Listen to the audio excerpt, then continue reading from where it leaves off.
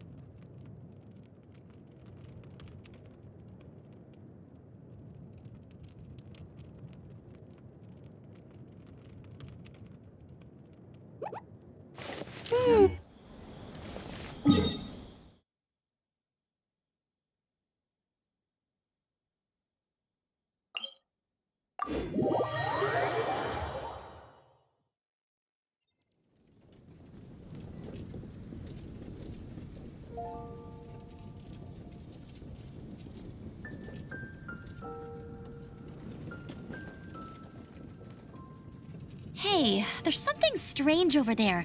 Come on, let's take a look.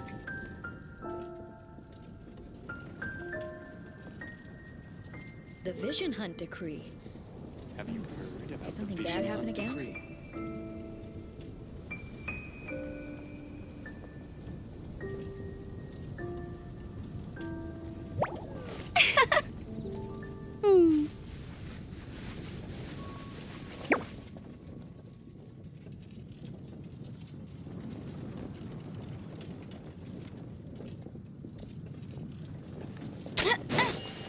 The Vision Hunt decree.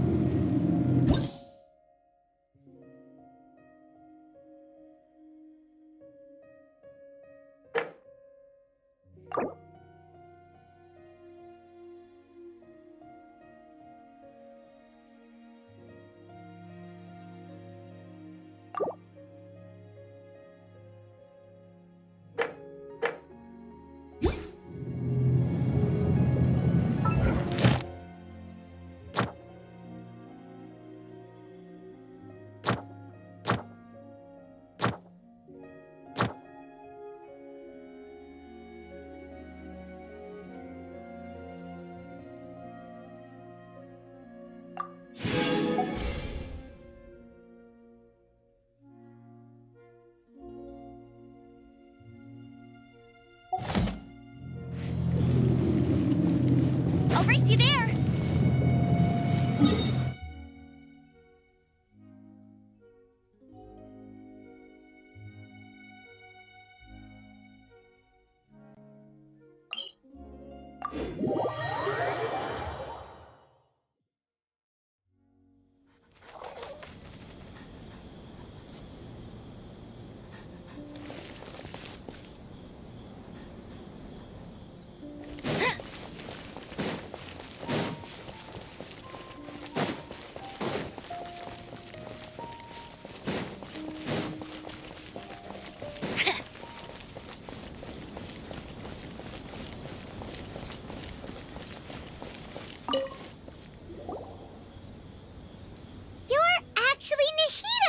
You.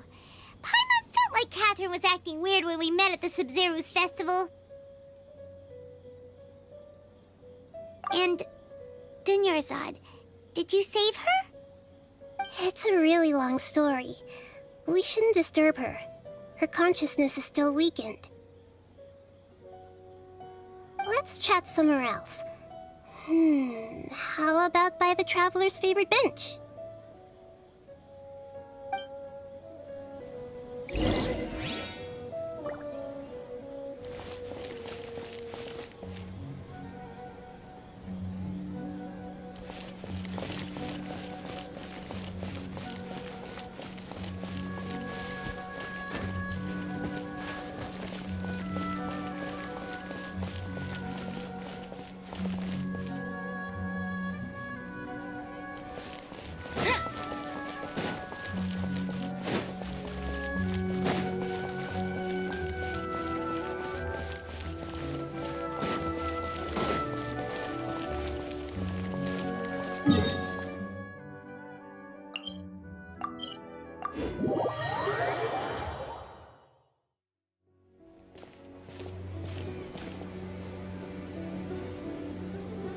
Let's talk about Dunyarzad first. It's such a relief that she's all right. After we parted on the last day of the Sub-Zero's festival, I left the city and saw what the Traveler had described.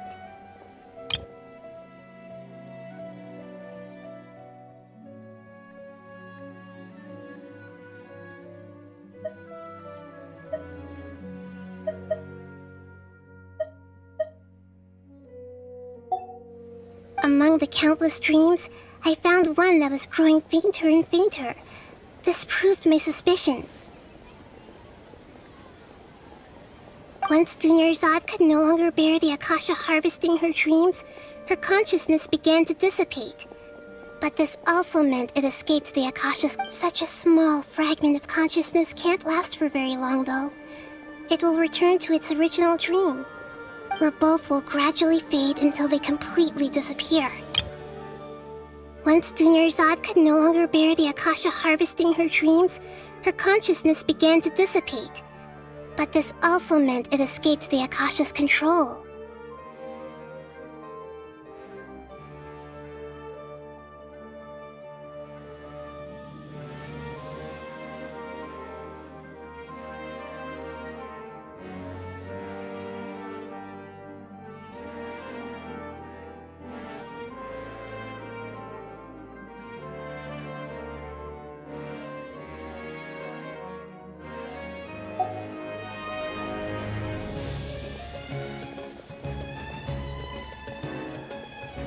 I used all the power I had to keep her dying dream alive as long as possible. But it still wouldn't have lasted for much longer if it hadn't been for you two breaking the samsara. So it looks like we did manage to save Dunyarzad in the end! Not a moment too soon!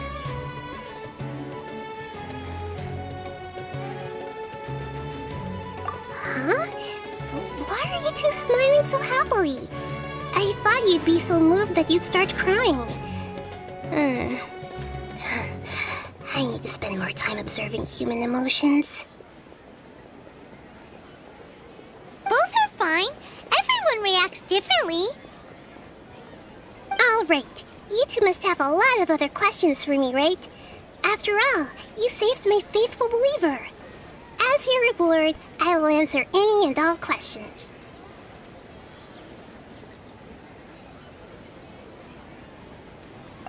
the Avidia forest, there was this incense that made the traveler fall unconscious and dream of a huge tree and a red sky. You also heard someone's voice, right? It said world and forget me. Yeah, so you do know!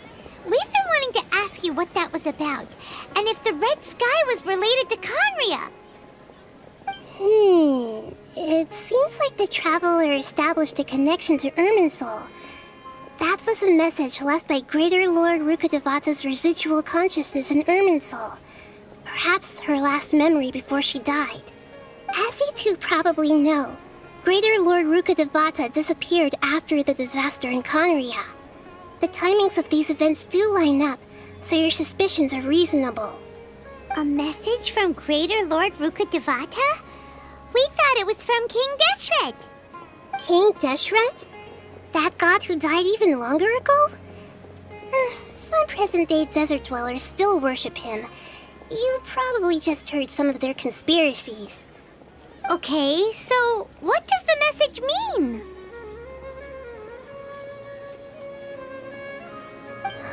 I still haven't managed to decipher it. Even the Akasha isn't currently capable of doing that. Greater Lord Rukkhadevata's residual consciousness in Irminsul seems to be contaminated with something that has a very dangerous aura to it. Many devoted scholars go mad as soon as they connect their consciousness. I've warned the Academia about this many times, but people still keep falling victim to it. But I believe this is the key to saving Irminsul. That's why I've kept trying to decipher it. So the tree in the vision was Irminsul? Oh, Tainari also said that Irminsul is sick! Is it because of the contaminated consciousness? But even if you can't figure out what that vision was all about, it seems like our search for you was all in vain. The traveler wasn't affected after coming in contact with that consciousness. I've never seen anyone like that. With you here, we may have a chance at deciphering it. No, we must decipher its secrets. I've already eliminated all other factors that might affect Irminsul. This is the only one left. This puzzle has life and death at stake. It could determine Irminsul's fate, as well as Tevat's. To be accurate, I'm using the Akasha as a medium to occupy Catherine's consciousness. How did you do that? Poor Catherine. Does this mean you can also occupy other people's consciousnesses? Theoretically, I can enter anyone's mind as long as they're wearing their Akasha terminal. The Akasha is the legacy of Greater Lord Rukkhadevata. As Lesser Lord Kusanali and the first Akasha terminal, my consciousness has always been linked to the Akasha. I've always respected my people's free will, so I've never actually occupied their consciousness. When necessary, I just borrow this bionic Snezhnayan puppet. Hold on. Did we just learn some deep, dark secret? So Catherine is... No wonder Paimon felt something was off about her. What about your own body? Why do you need to borrow other people's? Don't you live in the sanctuary of Surasthana? That story begins a long time ago. After Greater Lord Rukkhadevata disappeared, the sages found my newly born self and took me back to Sumeru. At that time, I was young and weak.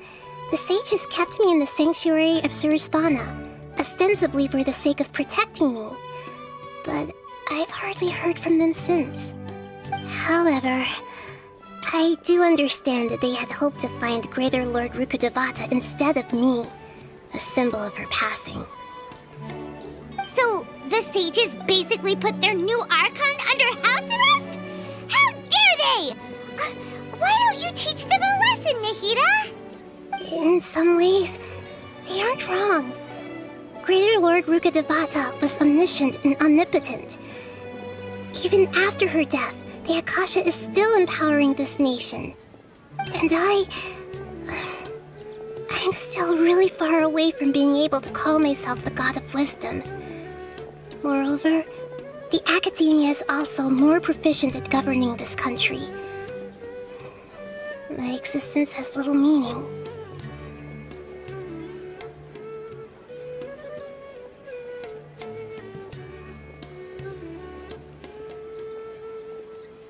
Yeah, you got a lot of believers. Just look at the Sub-Zero's festival. Everyone who showed up truly loves you. Thank you for the kind words. But I honestly don't need physical freedom as long as I can connect my consciousness to the Akasha. Trying to find a way to save Irminsul is my life's mission and top priority. I will work on that, and try to live up to being a deity in the meantime. Every once in a while, I will also take up the duties of the God of Wisdom and enlighten a lost soul here and there. Doing all that should be enough. There's never been any big problems with the Academia's governance of Sumeru. This is the first time I've seen them step out of line. I wonder what caused them to go down this path, and what they hope to achieve. Even though the city's residents haven't noticed anything strange, if the Traveler hadn't broken the Sub-Zero Samsara, the situation could have become dire. I tried to do some investigating in the Akasha, but I couldn't find anything suspicious. And all the people of interest seem to purposely avoid wearing their Akasha terminals. I think they're deliberately trying to hide something. Oh, that reminds Paimon. In Gandharvaville, there was a sage who had invited Kainari to join some kind of project. Could it be related? Regardless, I need to first investigate the sage's motives, make things right, and punish them if needed. But I'll have to be discreet, or they'll see me coming. You mean how the Akasha stops you from having dreams? Yeah, it's been such a long time. No one's noticed something's up? It's not that no one noticed. It's more like no one cared. Ultimately, it's all rooted in the sage's misdirection. Misdirection?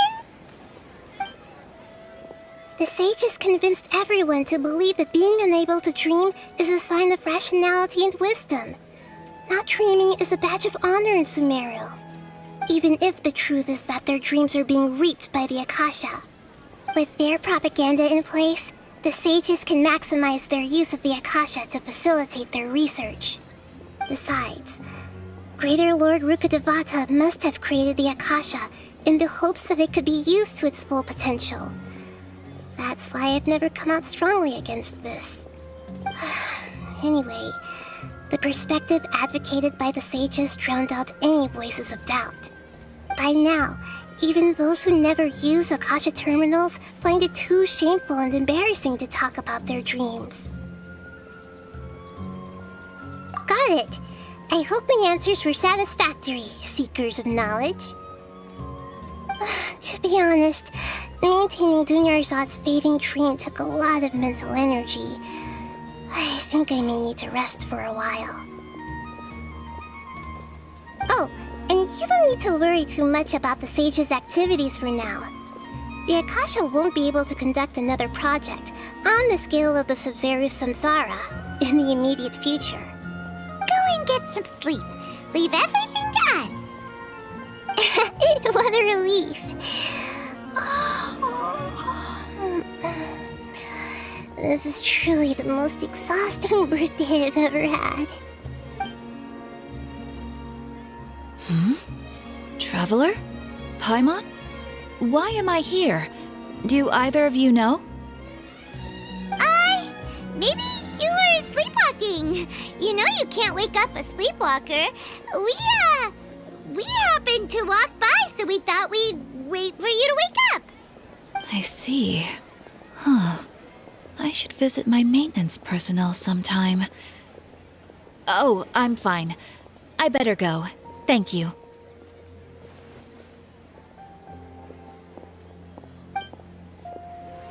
We spent quite some time in Sumeru City, but ever since we last said goodbye to Lesser Lord Kusanali, we haven't heard anything from her. Oh, we can't just keep waiting around like this.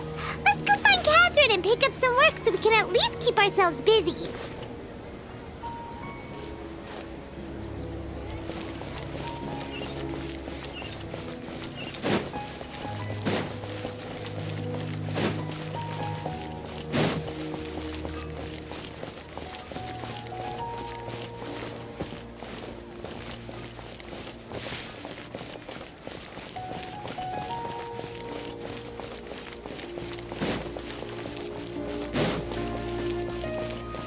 I'll race you there!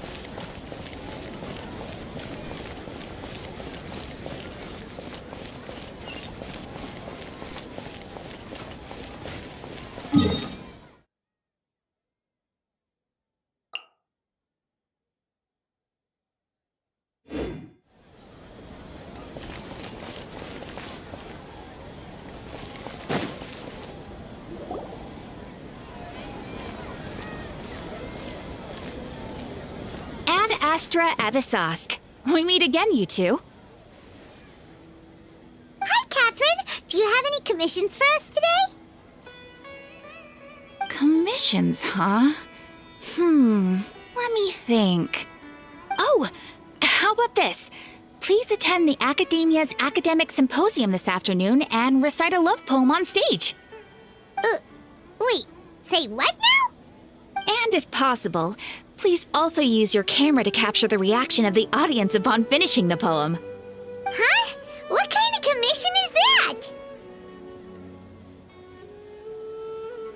I see. It appears that you're not interested in this commission.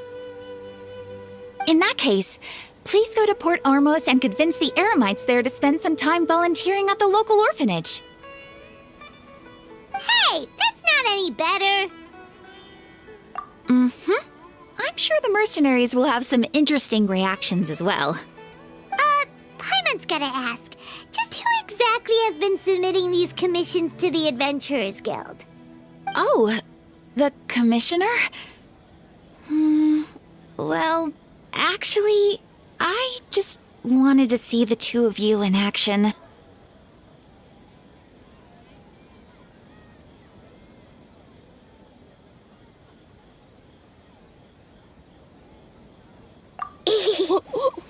Was it so obvious? I was hoping you would actually take one of those commissions. That kind of chance to observe humans doesn't come by often. Ah, so it's Nahida. Paimon just knew Catherine wouldn't crack those kinds of jokes. When did you get into her head? From when she said, Ad Astra Abisask? So it's been you this whole time? Are you done resting up, Nahida? Yes. I've been sleeping ever since we parted ways, and I even had a really long dream.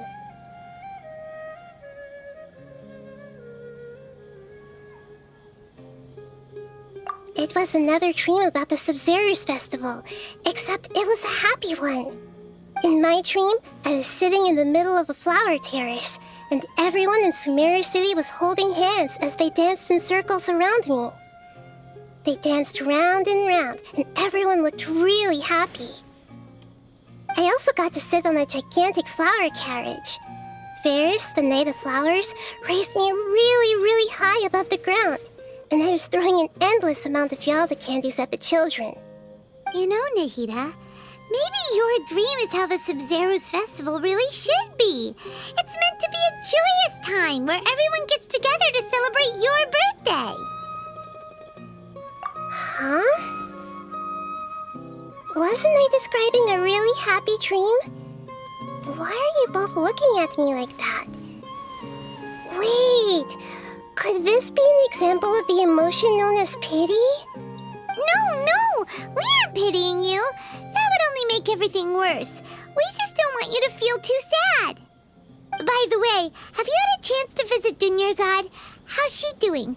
The Homiyanis haven't allowed any visitors after the festival, so we haven't been able to check on her. Yes, I paid her a visit right after I woke up. She was resting at the time. Her condition is stabilized. However, since Elazar is a manifestation of the withering on the human body, we can only cure it by finding a way to take care of Irminsul's own withering. But for the moment, our top focus should still be figuring out what the sages are up to and what they're planning. Right. Who knows what'll happen if they manage to pull off another scheme like the Samsara of the Sub-Zero's festival? So our first priority should be investigating and putting a stop to the sages' activities. As for how we should pull that off, let's discuss it somewhere else. There are too many adventurers around here. Oh, good point. Sorry, adventurers. We're gonna be borrowing Catherine for a little while.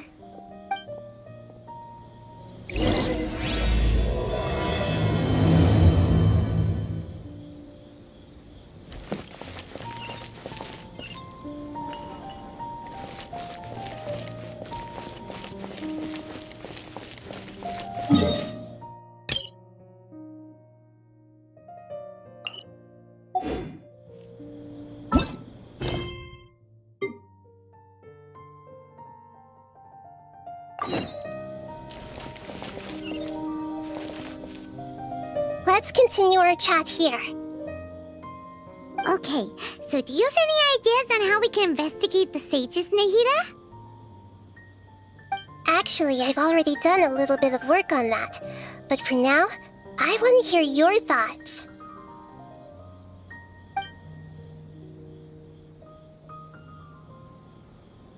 I've already tried that. But all the key members of the Academia, even the core of 30 guards, intentionally avoid wearing their Akasha terminals. It seems that from the very beginning, they've been guarding against info leaks from the Akasha. Of course, it could also be because they're wary of me. Have you already caught the sages' attention? I'm guessing not yet, but distrusting me would make perfect sense if they've ever paid attention to the urban legends about me. In any case, I probably can't take over their minds directly.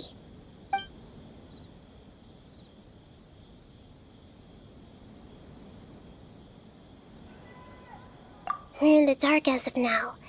Since we still don't know anything about their goals, any rash move could tip them off and lead to terrible consequences. After all, every person in Sumeru City is one of their hostages.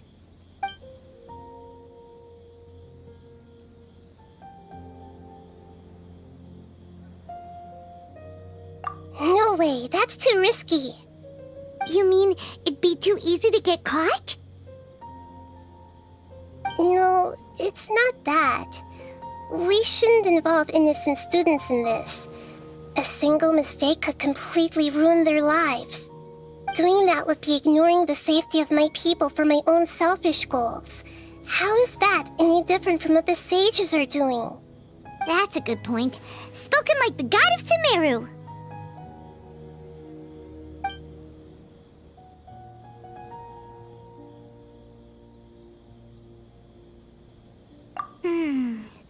Are we really out of ideas? Nahida, you're super smart, so you already have something in mind, right? Don't keep us in suspense. Spill the beans already.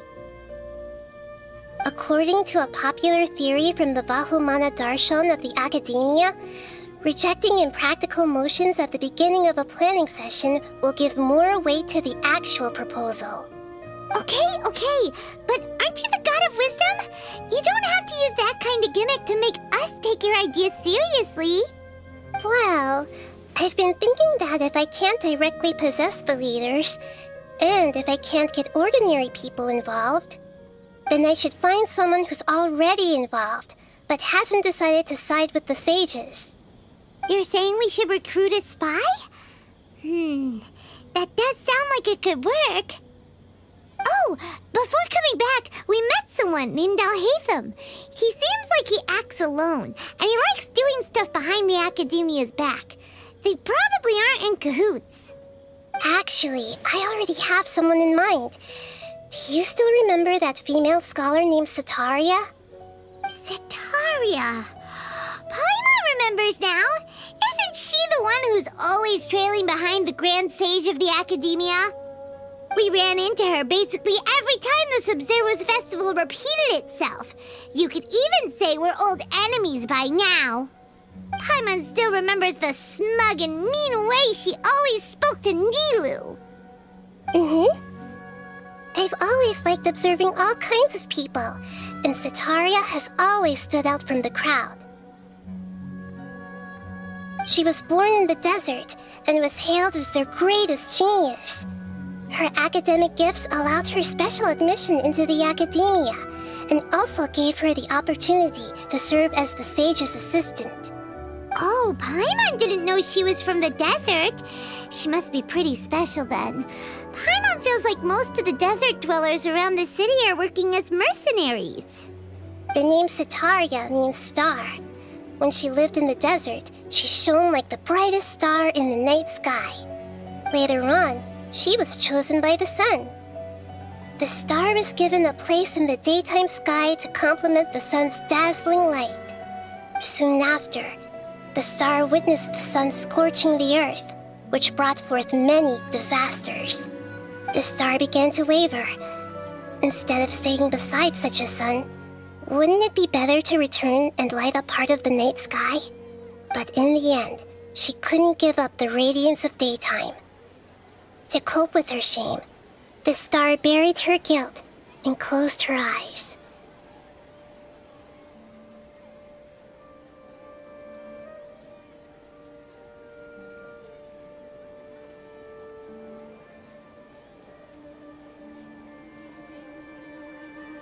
From the sound of it, Sataria's just hung up on the research opportunities here. But she doesn't really support the Academia. She still feels guilty about not doing more for the desert, right? She's just running away from her problems. Indeed. When they are presented with complex moral issues, many people will simply plug their ears and go with the flow until the problem can't be fixed anymore.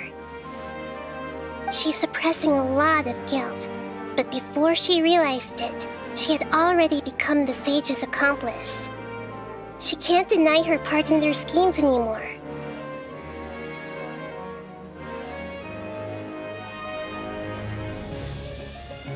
Right.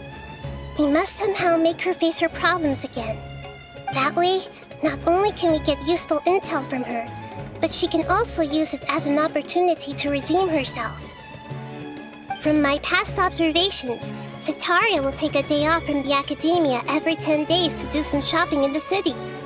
Tomorrow afternoon just happens to be a shopping day for her. That'll be our chance. To prepare, let's go check out some of her favorite spots, and have a quick chat with a few of the vendors there.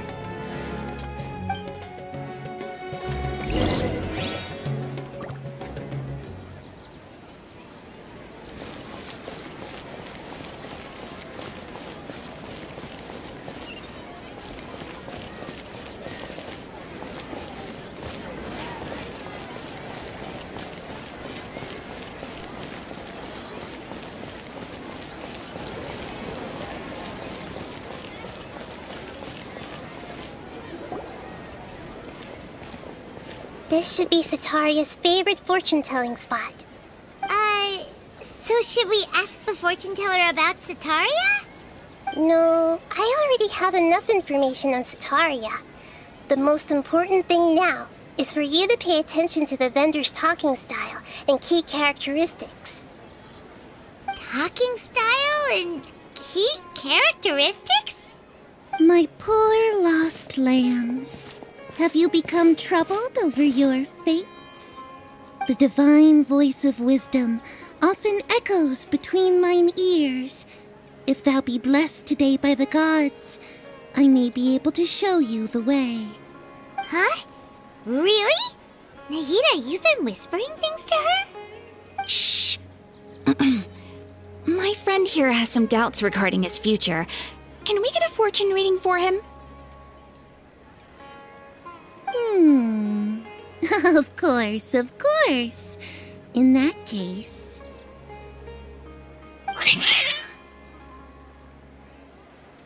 Uh-huh.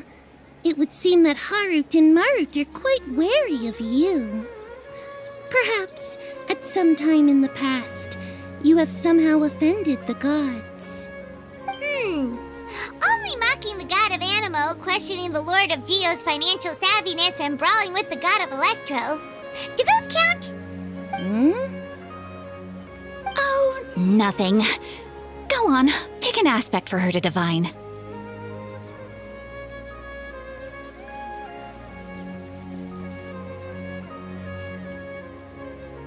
Love prospects? No problem at all.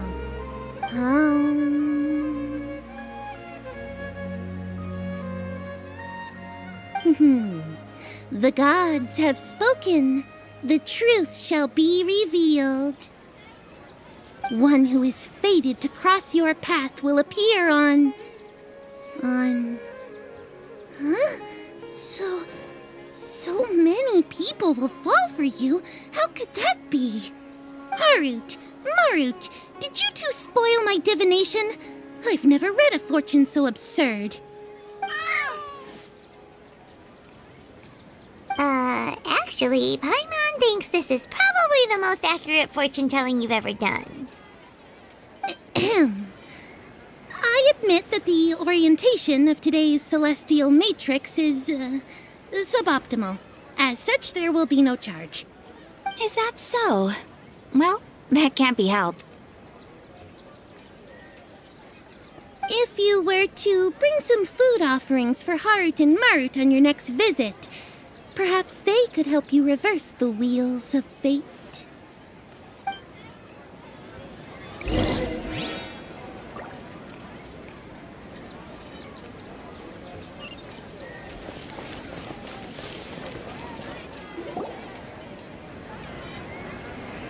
Is this another one of Sataria's favorite stalls? Yep, it belongs to a king. His father helped Sataria a lot when she first moved to Samari City, so she still comes by whenever she has time. When I start talking with him, listen carefully to the details of our conversation. Ah, dear customers! Would you like to look at some pottery? We caught wind of your great craftsmanship, so we specifically came to take a look. Oh, I recognize you. Aren't you Miss Catherine from the Adventurers Guild? Sounds like I'm in for some big business. Speaking of, where did you learn this trade? I suppose you could say it all started with my dad. He's a mason by trade, but I picked up an interest in clay while apprenticing for him.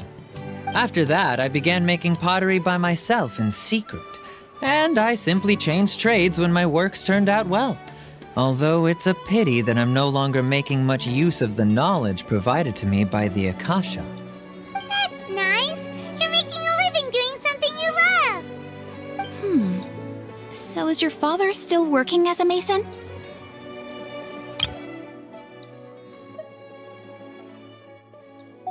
Oh no, not anymore. A few years back, he fell from a roof and broke his leg. Since he had already saved enough Mora over all these years, he's just enjoying the retired life in Port Ormos nowadays.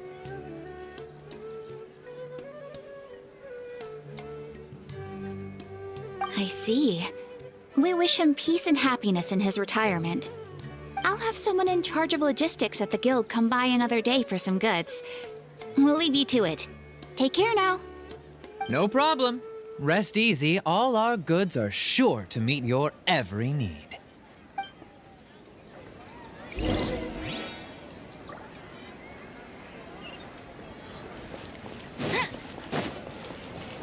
Bet you can't keep up with me.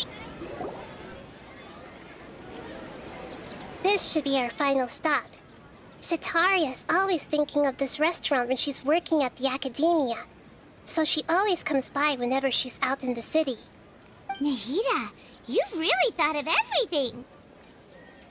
It's my duty to protect Samari's citizens, after all.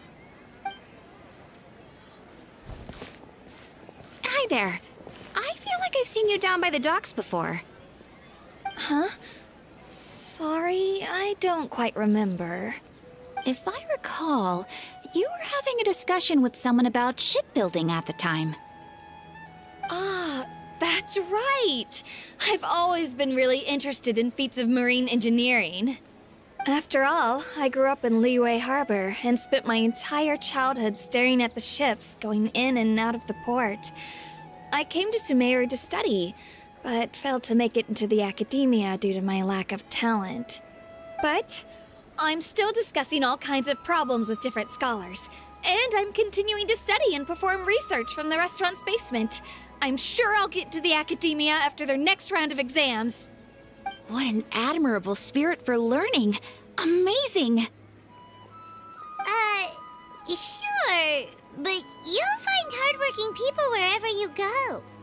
So this restaurant has a basement as well? Huh. First I've heard of it. That's right. It's not usually open to patrons. Most of the time, employees use it for breaks or to hold private events. I see. Yes, that makes sense.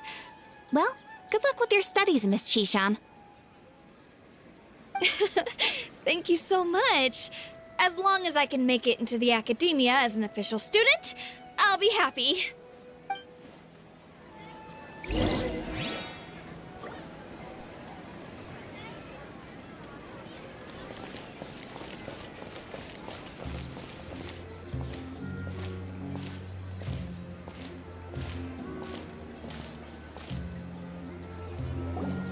So, was that everybody?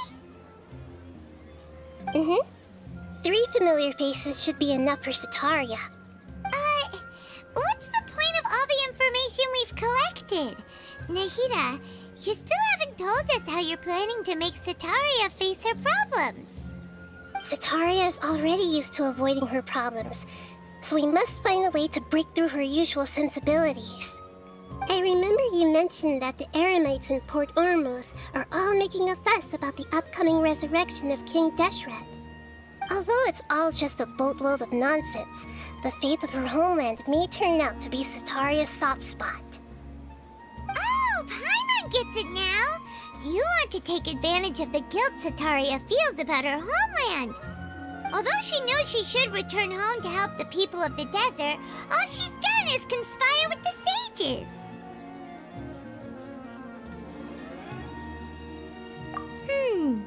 So how do we set that up? Well, King Deshret is long gone, and Setaria is also too smart to fall for any simple tricks. If we simply engaged her under the guise of King Deshret's believers, she would definitely be wary of us, and we may not get anywhere. But if we were to borrow some of her close acquaintances to talk with her, her reaction would probably be very different. So, you mean you're going to possess those people we just talked to? Yep. Possess them through the Akasha. Imply they've already converted to the faith of King Deshret, and then convey our made-up will of King Deshret. As long as everything goes smoothly, we'll get through to Setaria for sure. She'll never guess that we had anything to do with it. Ah, so that's how you're going to use all the info we collected on these people. It's so that you won't slip up and break form. Possessing them will only work if you can manage to pass off as them. Exactly. So, best of luck with impersonating them. Huh? Best of anyone? That's no problem at all. I'll just share all their senses with you once I've possessed them. As long as you're also wearing an Akasha terminal, the effect will basically be as if you've possessed them yourself. Huh. That is pretty convenient. But why does he have to do this? Can't you do it yourself? Although I've been observing humans for a while, I've never been good at imitating them. You're not wrong. It's always been painfully obvious whenever you try to pass as Catherine.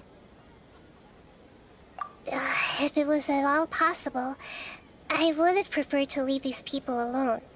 But seeing how things are now, I probably should just accept it and push on.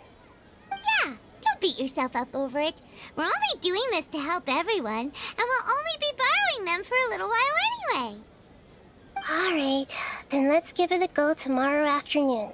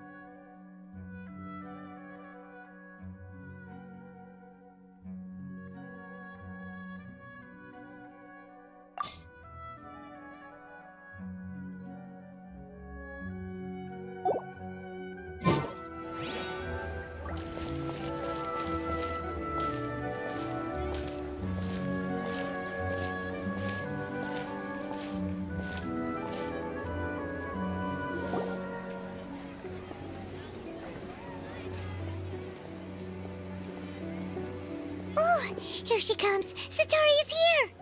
Let's quietly follow her. Once she starts talking to her acquaintances, we'll find a safe spot to begin possessing them. As for how we'll sway her to our side, I'll leave that to you. I trust you'll know what to say. Paimon's starting to feel kinda nervous. Okay, let's go. Looks like they've already started talking. Let's find a hiding spot and get started.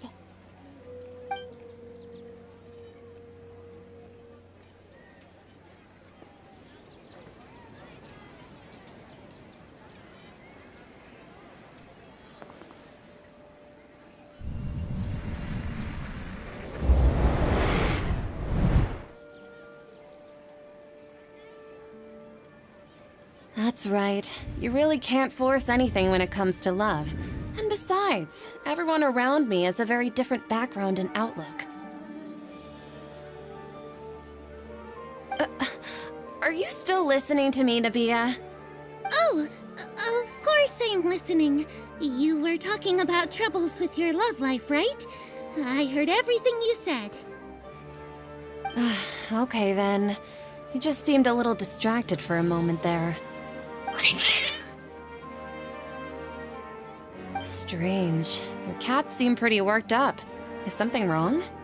I always thought they were quiet, happy kitties. Oh, what are their names again?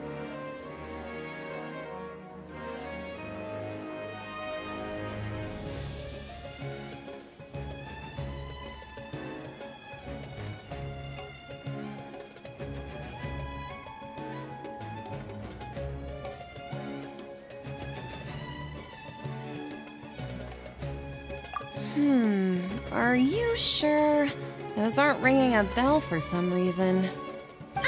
Well, actually, they have many names. Which names I use depends on my mood. Huh, I see. I imagine that must be hard for the kitties, too. So, which fortune do you want me to read for you today? You must have come for another echo of the divine voice of wisdom. I'd like to get another reading on my love prospects, but to be perfectly honest with you, I feel like I've been a real mess recently. A mess? Well, could you do a reading on how long it'll take me to finish my current project at work? I really just want to get it over with. I hear you. No problem at all. The gods will reveal the truth.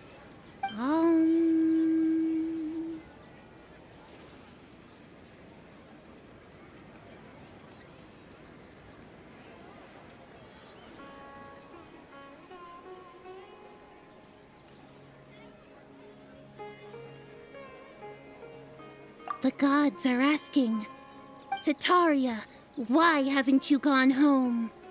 Why haven't I gone home? Do the gods really know everything I've been thinking about? Setaria, why don't you just go home? It's a demand now instead of a question. The gods seem to be truly upset.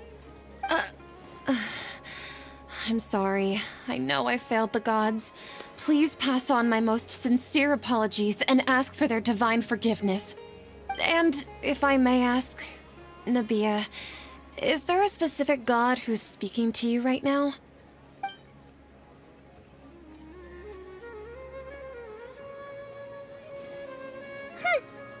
What an inconsiderate and naive question. The god who is speaking to me is, of course, the wisest and mightiest of all, King Deshret. King Deshret? No wonder he would make such a demand of me. Wait a second. King Deshret passed away a long time ago.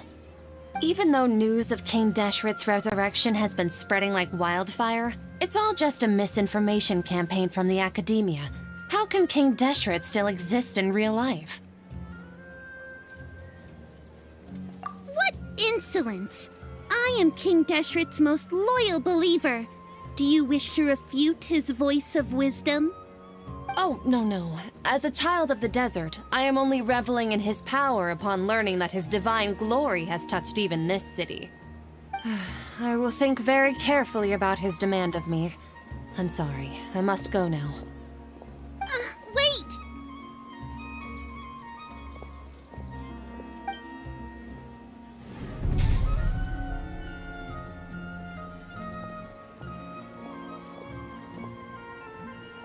Whoa, she just ran off in a hurry.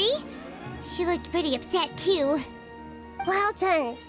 Setaria didn't seem to suspect anything amiss. To have something she's been trying desperately to avoid show up out of nowhere and berate her, that must have shaken her to the core. Aw, Nahida, it seems like you understand human emotions really well after all. All I know are some abstract Harabatot theories. In any case, my time with you has shown a lot of them to be utterly useless. I'm still trying to make sense of everything. Anyway, enough of that. Let's hurry and catch up to Setaria. He's out of Keem's now, right on cue. Let's get ready to possess him right away.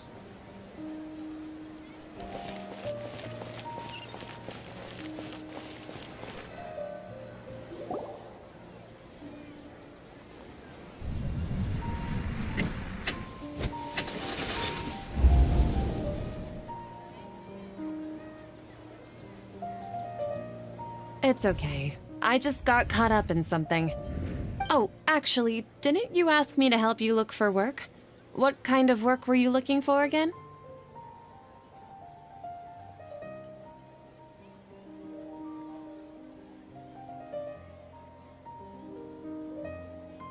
Oh, right. Your old man's craft. How could I forget? Speaking of, how's he doing? Is he feeling any better?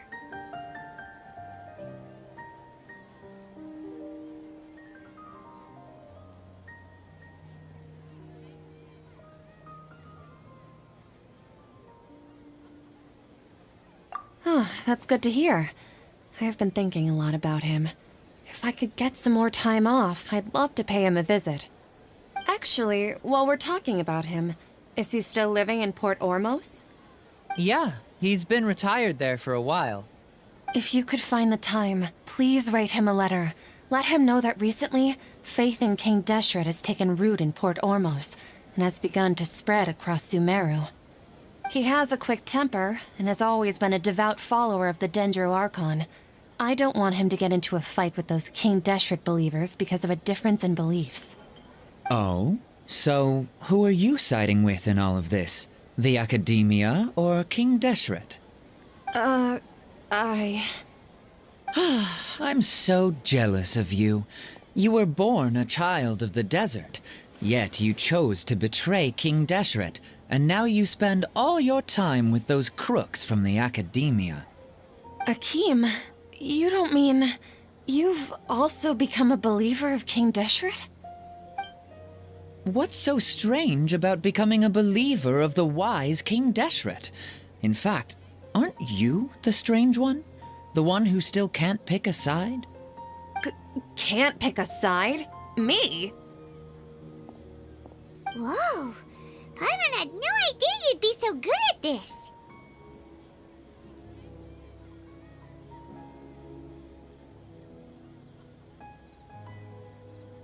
You really zeroed in on the issue and put it right in front of her. It might feel a bit overwhelming for Sataria. But once everything is over, I'll be sure to pay her a visit to her mind and explain everything. Anyway, let's keep going.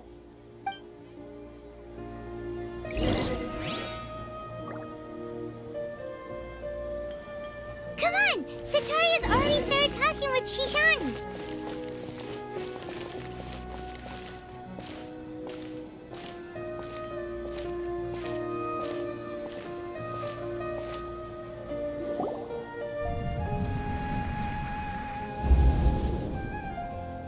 So, Shishan, have you noticed anything weird in the city lately? Like, as if someone was trying to preach to you about something?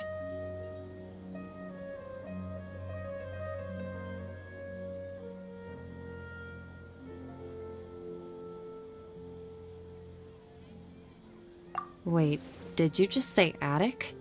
I thought this place didn't have an attic. Also, don't you usually study in the basement? Well, the restaurant recently added an attic. I've been studying there because it has better lighting. Oh, right. Speaking of strange things, I celebrated the Sub-Zerus festival so many times that I lost count. That was really weird. Wait, how could you be aware of that? That should be impossible. Nothing in the report indicated anything like that. Are you still failing to realize that the Academia's lowly tricks could never deceive all of Sumeru's citizens? Shishan, don't tell me that you've converted to King Deshret as well! What an absurd question. You make it sound like I should be ashamed for becoming a believer of King Deshret. In reality, shouldn't you be the one who is ashamed? You, who works side by side with the Academia and treated people as nothing more than experimental subjects? Please, please stop! Even now, Sataria's still trying to run from her problems.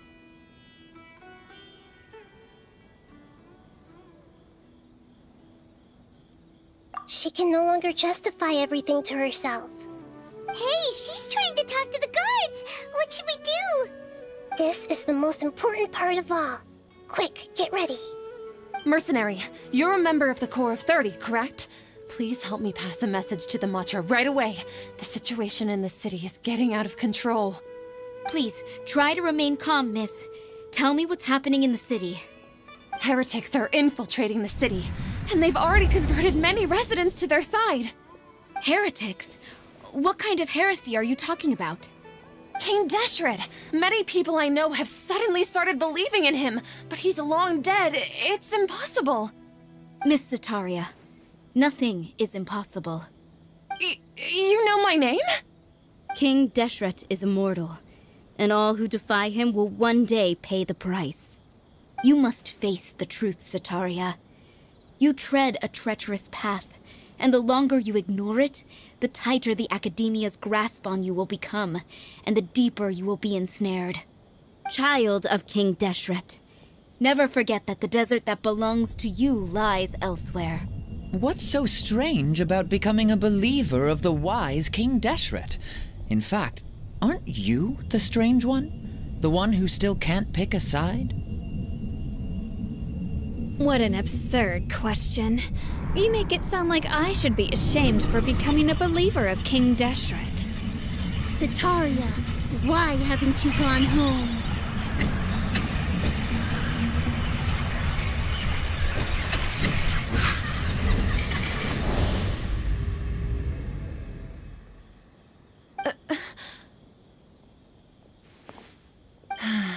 It seems that no matter where I run, I only keep finding more believers of King Deshret. I have to say, this is a familiar feeling. I've also been running from my guilt this whole time. Guilt over my part in the Sage's plans, and from ignoring the letters from the children of my homeland. But no matter how much I may try to ignore or get rid of it, my guilt always comes back.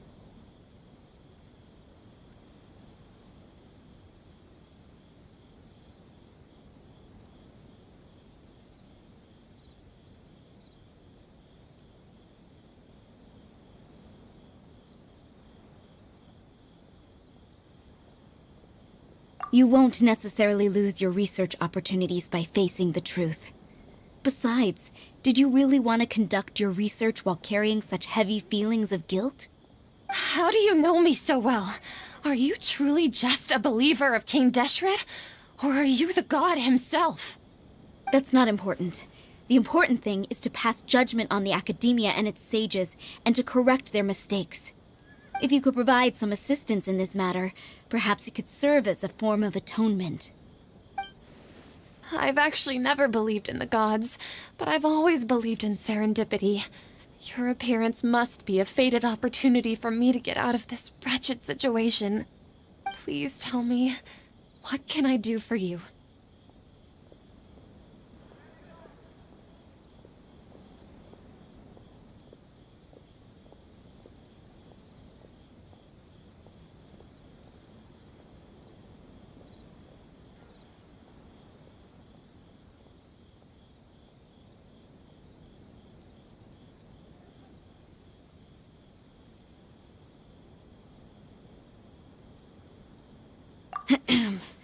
How much do you know about the Sage's current activities? I was just one of the designers for the massed dream harvest scheme, which is what happened around the Sub-Zero's festival. But I know very little about the full scope of the overall project. I'd assume that only staff with the highest clearance would have access to those confidential documents. I've just been working to meet the Grand Sage's specified requirements. However, there's something that's been really bothering me. I heard that a scholar who was previously expelled has returned to the city, and even the sages are still quite wary of him.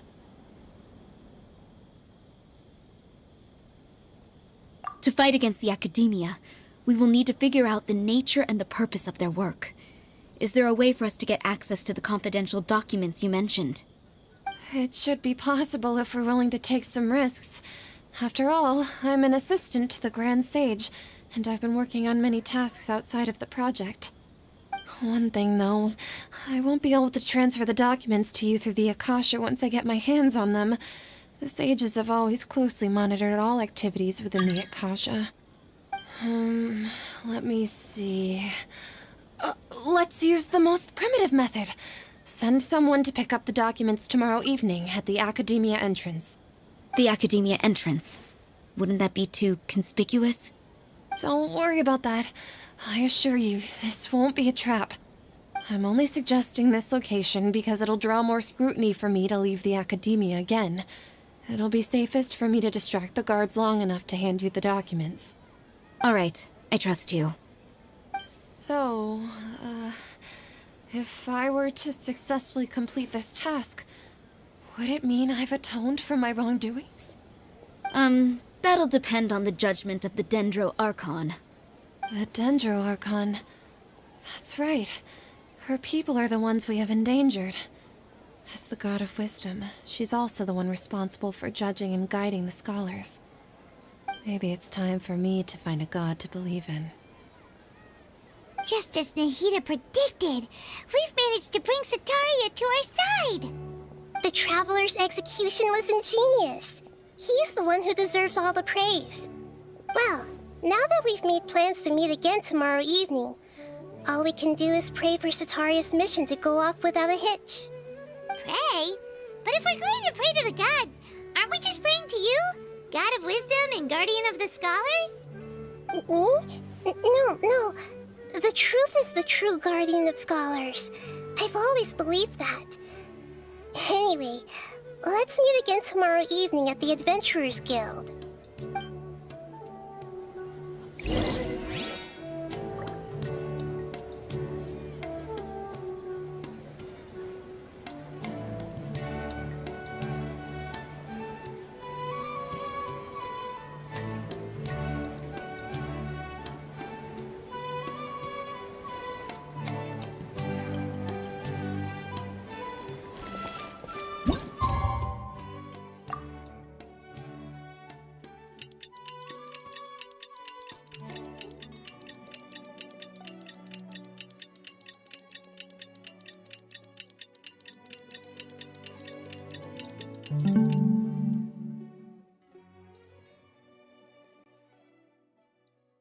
Jean will be upset if she catches us lazing around like this.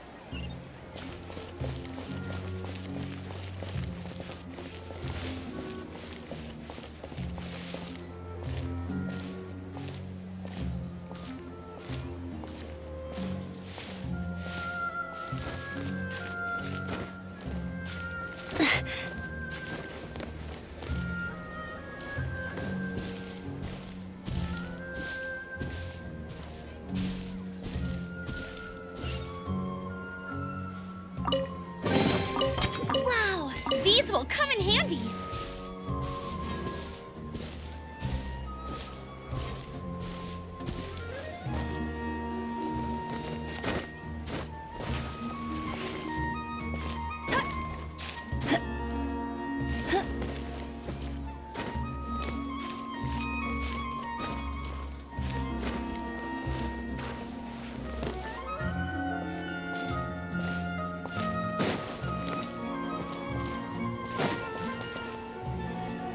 Catherine, we're here! Oh, you are the other Catherine, right? That's right. I suppose I'm the other Catherine in your mind.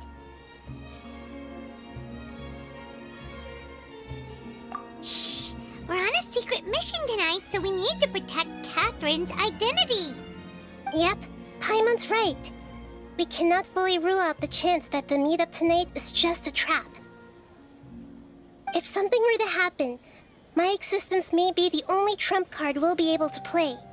After all, the academia should still be unable to confirm the existence of my consciousness in the outside world. Yep, exactly, just what Paimon was thinking.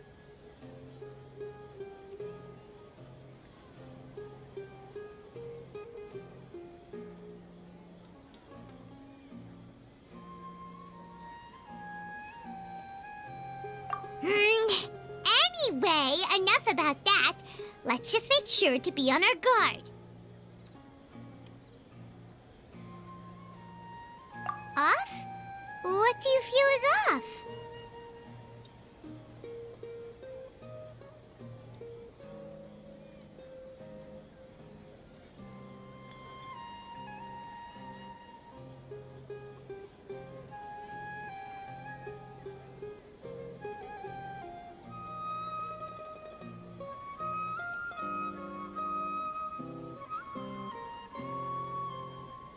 It's the middle of the night. Of course it's quiet.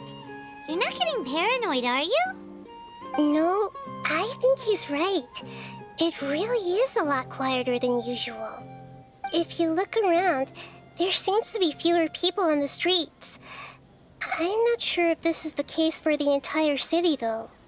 Huh. Maybe it's just a coincidence. Maybe Sataria figured out a way to not only distract the guards, but also to get everyone to go to sleep early, just so we can exchange the documents in peace. I also can't quite figure out why things feel a little off. But now that we're here, let's go ahead and meet her as we planned. Well, regardless, as long as you're here with us, Paimon feels a little safer.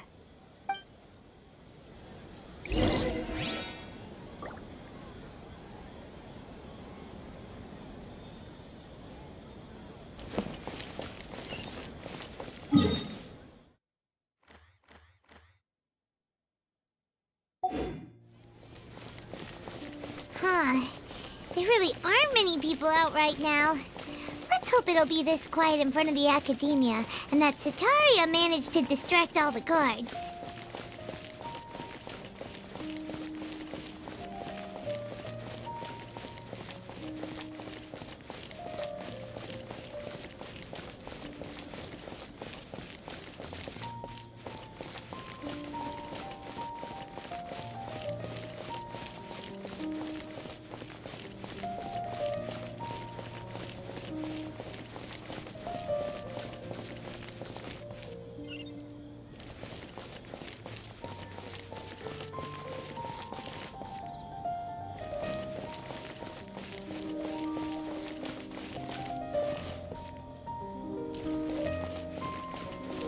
I'll race you there!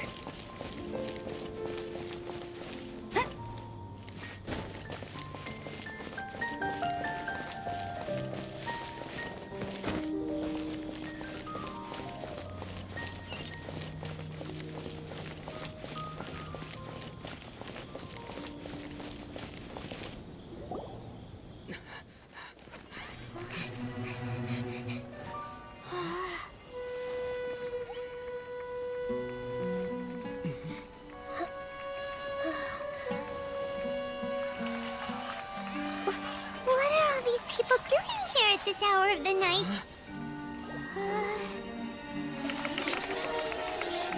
Ah, the triumphant hero returns at last.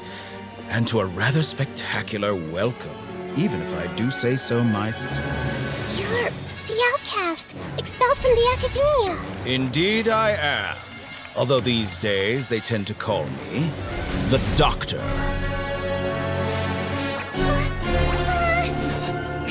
If you're looking for your researcher friend, she has already been taken into confinement. With some basic caution, she could have discovered the listening device on her person.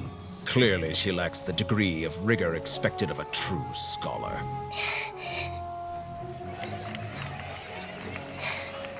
The people of Sumeru City.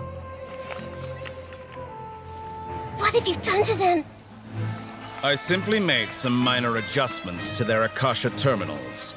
Now they can deposit information directly into the subconscious. As you can see, all these lovely people now believe this traveler is a hero who has just saved the world. My experiment is a success.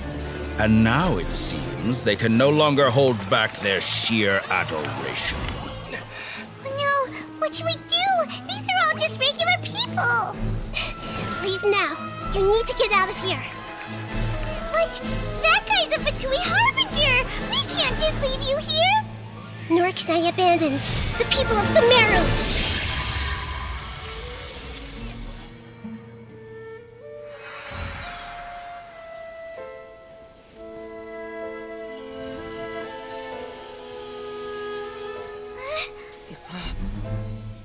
Don't worry. We'll meet again outside of the city.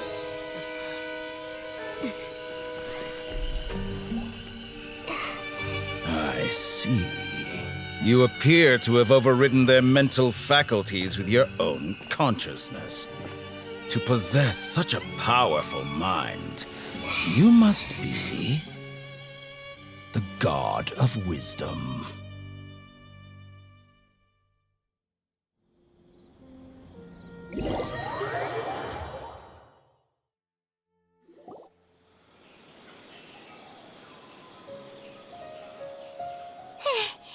This should be far enough.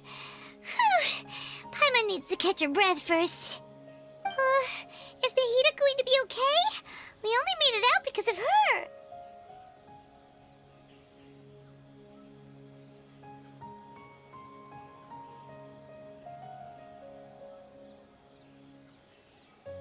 Paimon wasn't counting on running into a new Harbinger here, let alone such a high-ranking one.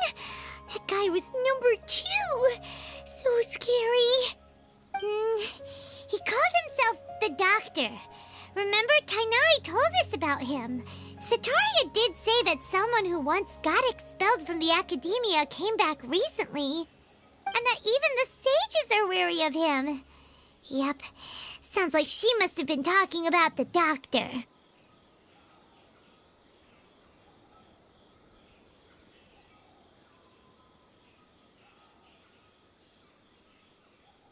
Yeah, now that the Doctor's in the picture, we're no longer just dealing with the Academia.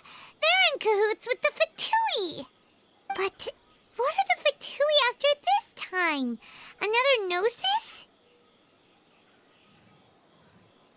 Yeah, things would be a lot easier with Nahida's help. Nahida said we'll meet again outside of the city. But we can't just keep waiting around, right?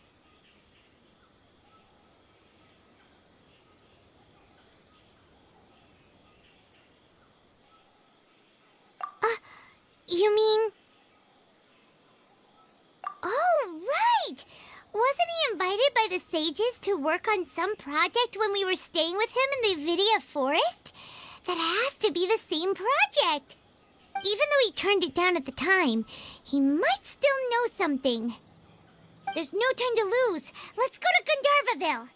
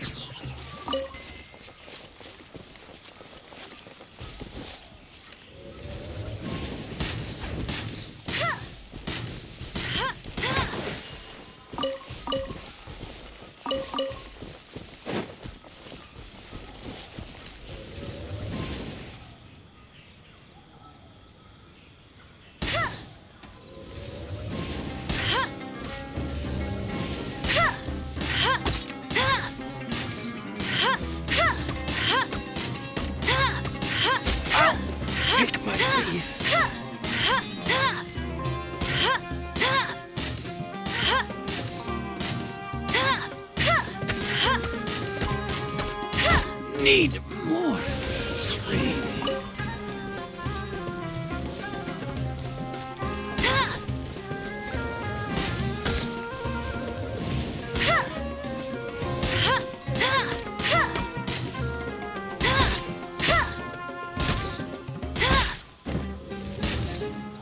How heartless. Opening a chest is like unwrapping a gift.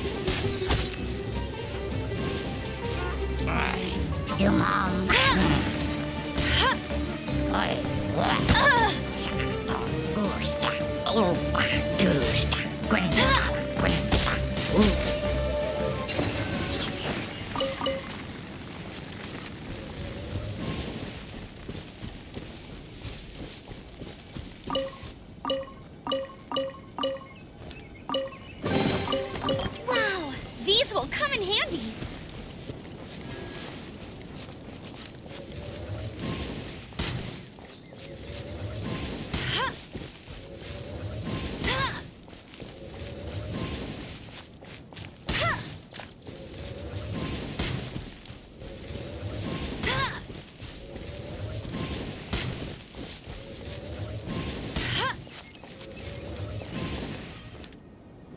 Hold it right there.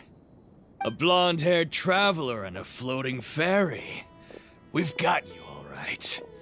Take a look around. You've fallen right into our trap.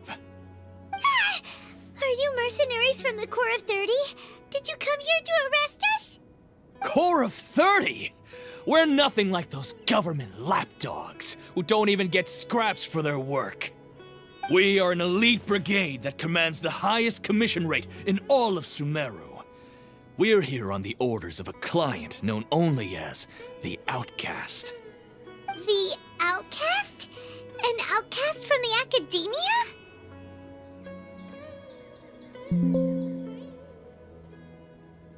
But why wouldn't the doctor just send the Fatui after us?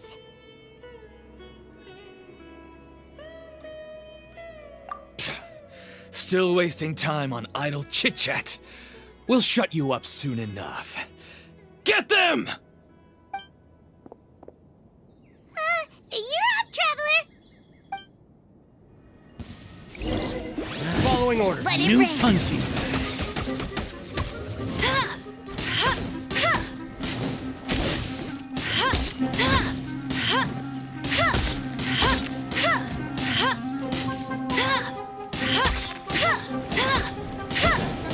That's cheating.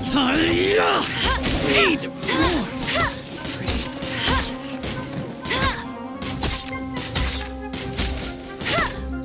I'll take my leave. Bet you can't.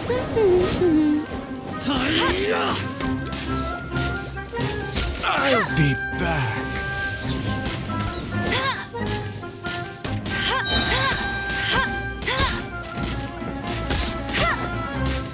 Take that! Take that! Need more.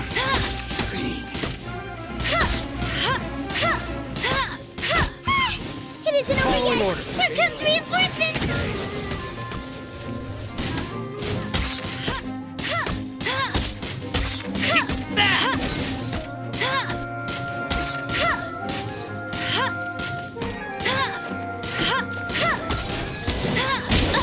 I'll never surrender. Go, go, Baron Bunny.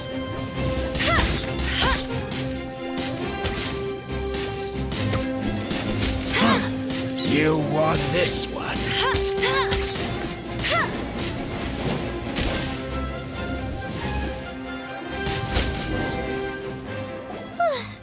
That was pretty rough. Is that what elite mercenaries are like?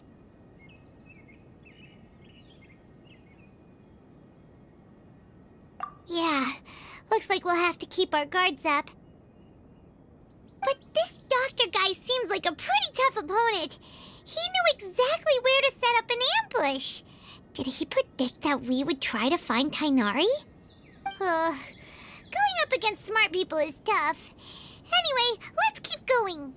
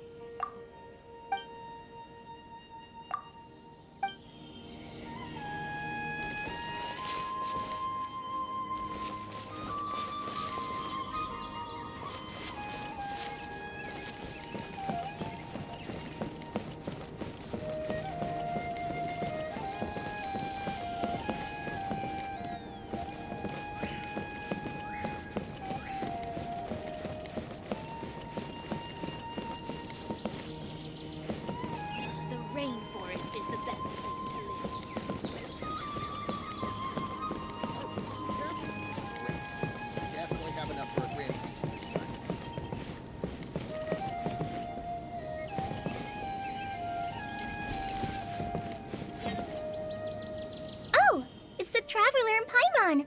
What are you two doing back here? Kale, it's nice to see you again. Are you doing all right? To be honest, I'm not doing too well. My Elazar has been progressing at a faster rate lately. I'm finding it harder to complete more intricate tasks.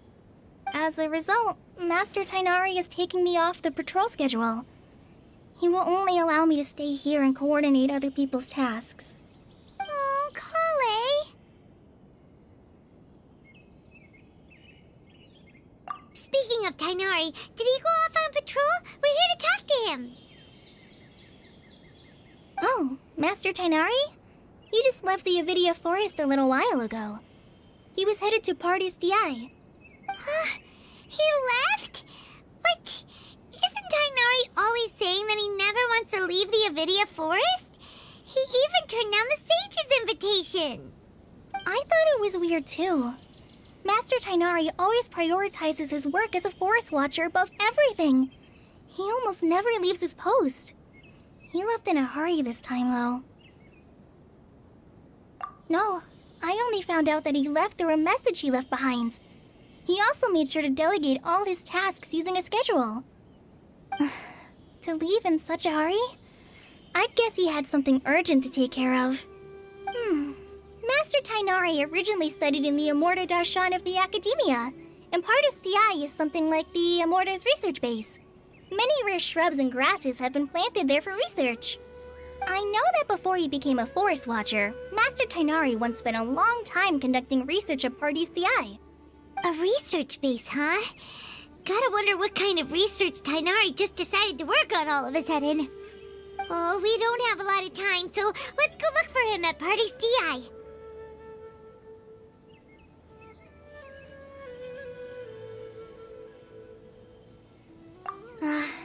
Don't worry, I'm fine. I'm used to living with Elazar by now. If you run into Master Tainari, please send him my regards. Got it. Will do. See you later, Kale.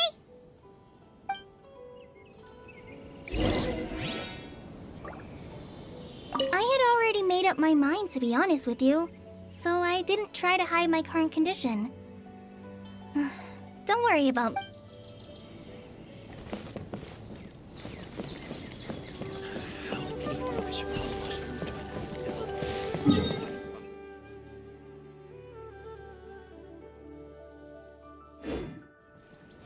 Yesterday, a total of 5 dusk birds. Definitely have enough for a grand feast this time.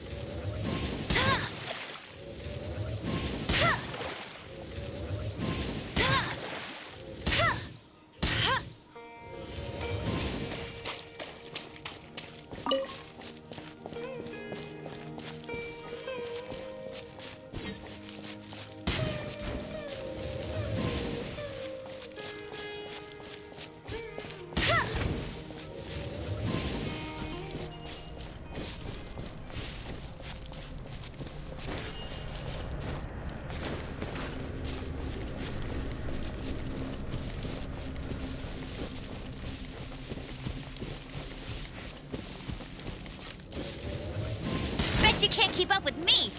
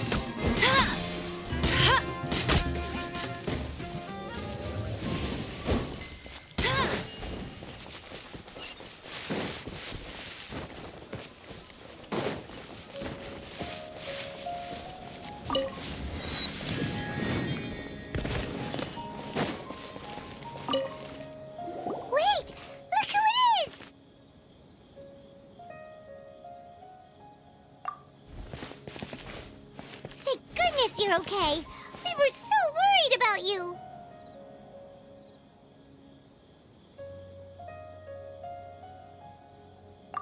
Hey, this was supposed to be a touching reunion, but you're ruining the moment. Actually, it's very smart of the Traveler to be wary of me right now. After all, the Doctor has shown that his technology can apparently even control human minds. Plus, it's not like you could have known what happened after we split up and I was facing the Doctor by myself. Even a pool of stagnant water after a torrential storm can occasionally pass as a patch of sky. Paimon feels like only the real Nahida could come up with such an obscure analogy. Huh? But I wasn't trying to win your trust or anything. All I wanted was to clarify my point. Well, we understand that point now. Please, Nahida, tell us more about what happened. Are those poor people all right? When you left, I was still in the middle of restoring everyone's minds. Thankfully, when the Doctor mentioned depositing information into the subconscious, he didn't mean engraving information into their minds. Instead, he did something closer to creating hallucinations. That was still within my power to fix. Luckily, I managed to finish my restorations and mind jump away from him just as he was about to capture me. Whew. What a relief. The Doctor sure pulled out some hidden cards, but good thing we had Nahida with us. I wouldn't be relieved just yet. I gave away my true identity when I restored everyone's minds, which means we've lost another one of our trump cards. Also, the Doctor is already an expert at modifying Akasha terminals. Maybe it's only a matter of time until he captures my consciousness inside the Akasha. Would that mean you'd no longer be able to jump between minds? Then how do we stop him? He's still at the Academia, so it's possible he already started messing with the Akasha.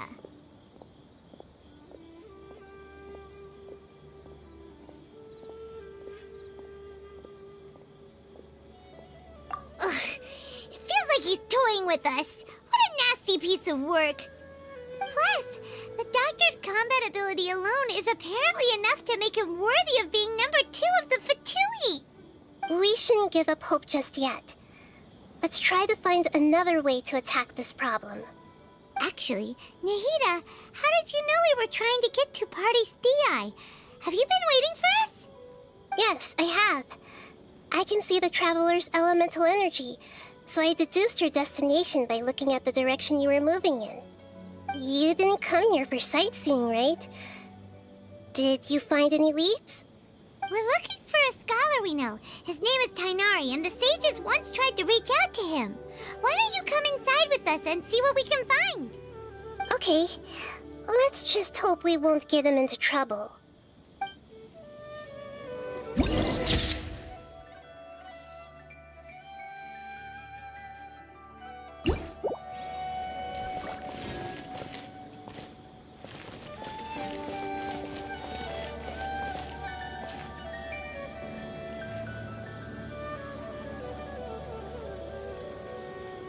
results not match my original projections.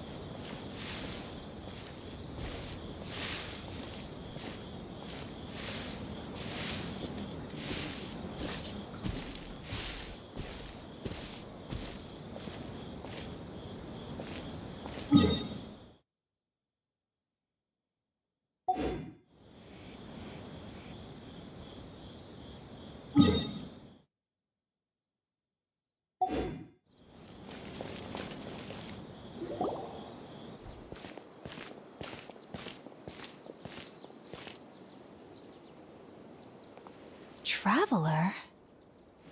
It is you! Ah, it's Hypatia!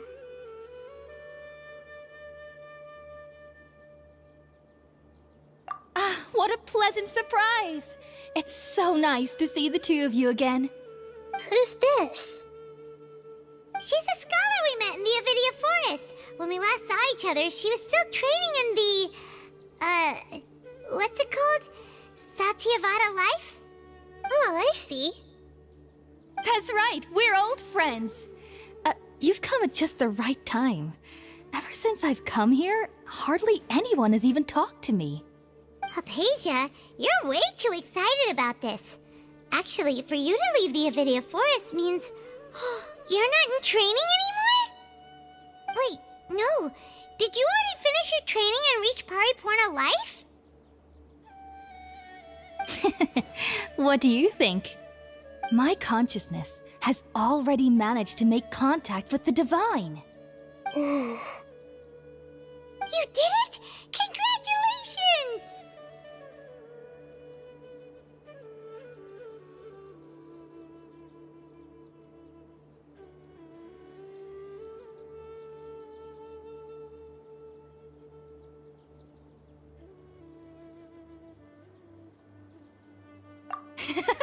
It's so exhilarating to share this sublime joy with others at long last!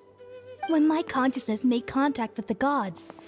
Ah, what a supreme and unparalleled experience that was! That sounds incredible! Oh, all right. Actually, please wait. I haven't forgotten my promise to you. Remember? I promised to help you understand what you saw from Irminsul once I gained deeper insights.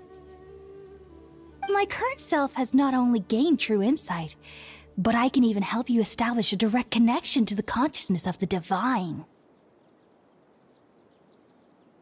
You can do that?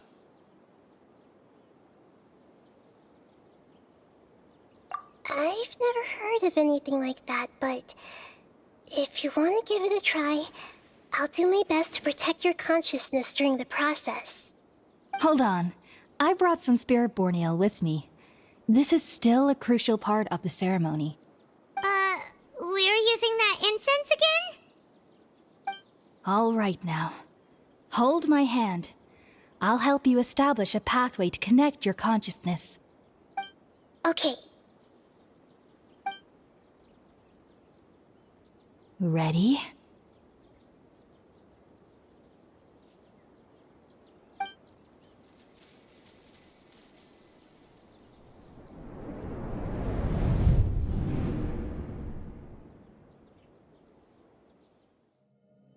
It took 3 betrayals for me to finally understand.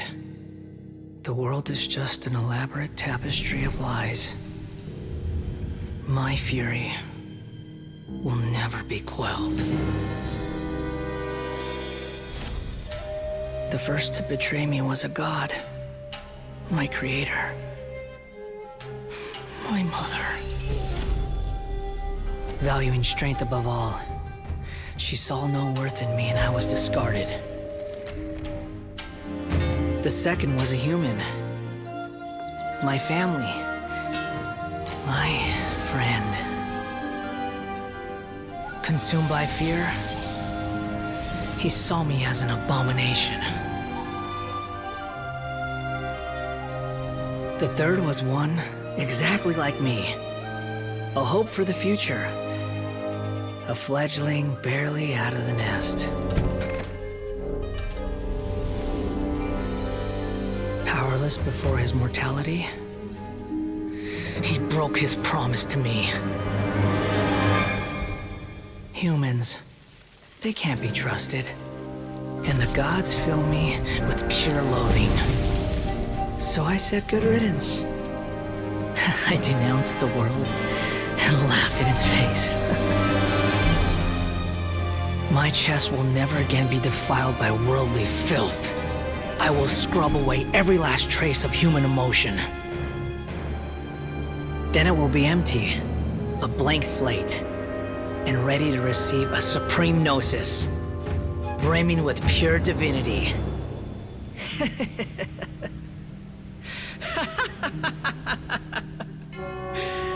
There is no need to fear. The pain will be brief. Your era is coming to an end.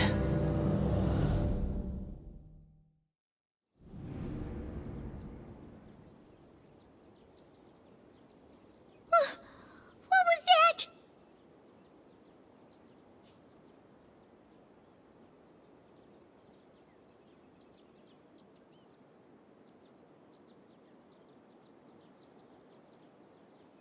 Did we actually just see the Balladier's memories? Everything matches what we know about him.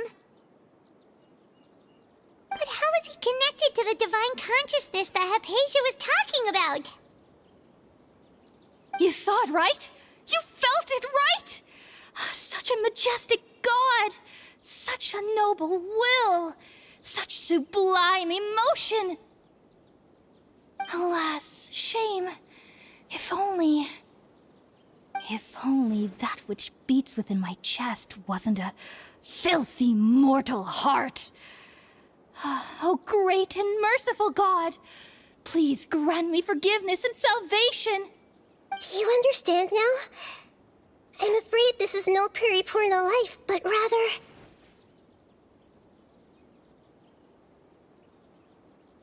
Ah! You... Why are you so mean to me? Why is everyone hiding from me? I found divine wisdom. Shouldn't I receive praise and honor? Haven't I uncovered that light in the darkness? Hypatia? That's how I always thought everything should be. Wait. Have I already lost my mind?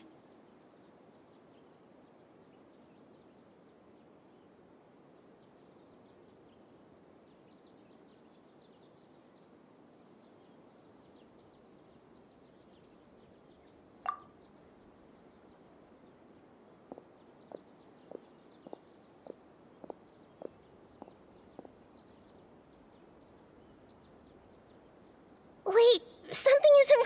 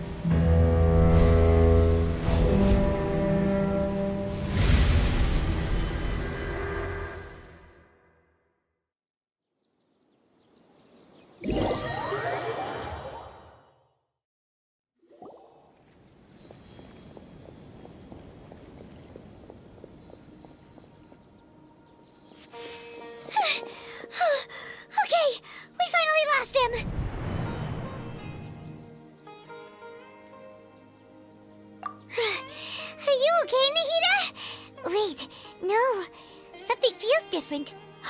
You're back! Oh, the Traveler's back?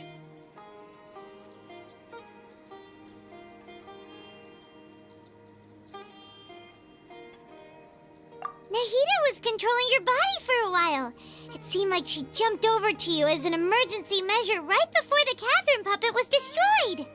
After that, Tainari heard the commotion and came over.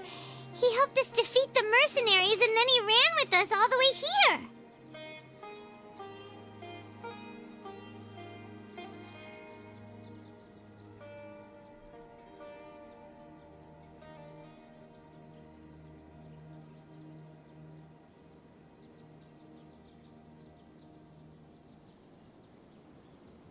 What? You swapped places? You mean your consciousness also went into Nahida's body? Wait, then where is Nahida's consciousness? Where is she now? I never imagined that an individual's consciousness could be transferred around like this. Had I not seen it with my own eyes, I would have never believed it. I don't think this can be achieved with current human technology. Also, while we were running, the consciousness in your body told me to pass on a message. She said, "The doctor has found a way to trap my consciousness, so I can't journey with you anymore. But even in a moonless night, a shower of starlight can still drown out illusions and lies." Oh no! Nahida's trapped in the sanctuary of Surasthana for good this time. Was that message all she left for us? It's pretty vague.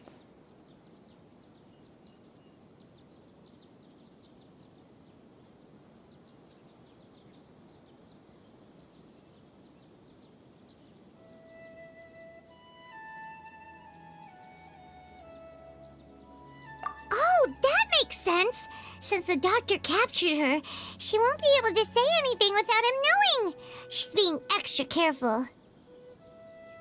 Even in a moonless night, a shower of starlight can still drown out illusions and lies. Huh. Paimon knows the moon illusions and lies are from that alchemical divination at the Sub-Zero's festival. Didn't Nahida use a starlight analogy before? It had something to do with Sataria.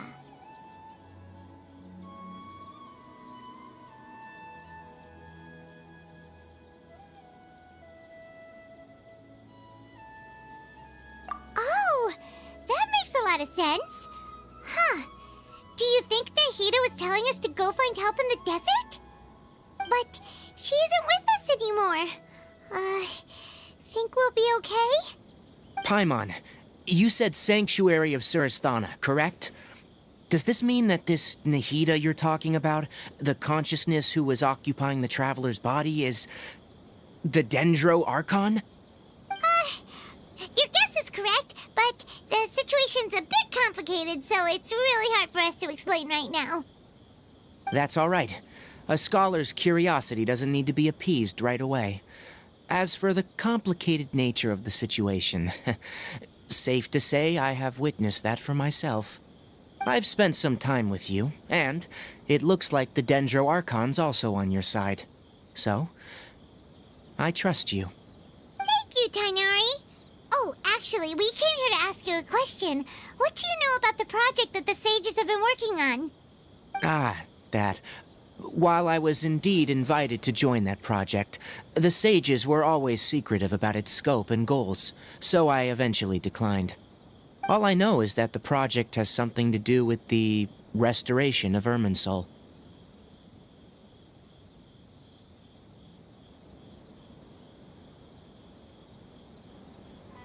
Huh? Did you see something when you were in Nahida's body?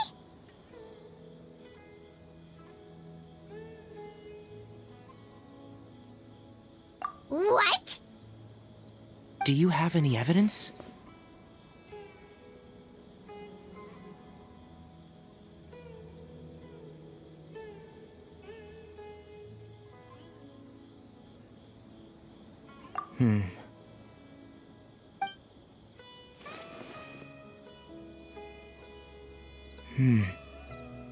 So that's what happened. That explains why Hypatia's symptoms were different from those of the other scholars who went mad. It's because she made contact with the consciousness of a new god who is still in the process of being born. Tainari, did you leave the Avidia Forest because of Hypatia? I did.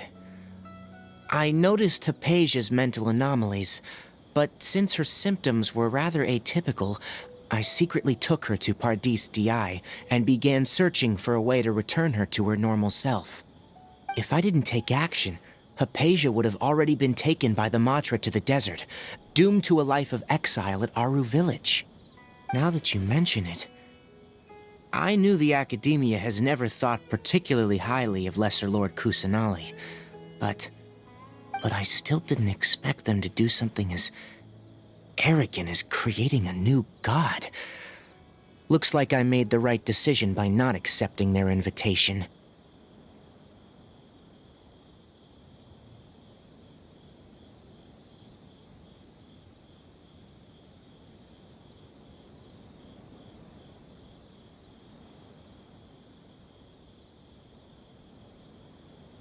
The Doctor and the Balladeer.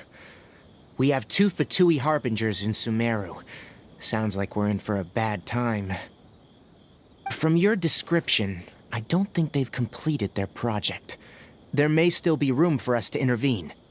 But then, what is the connection between creating a new god and restoring Irminsul? Yeah, it feels like we're still nowhere close to figuring out the Sage's goals.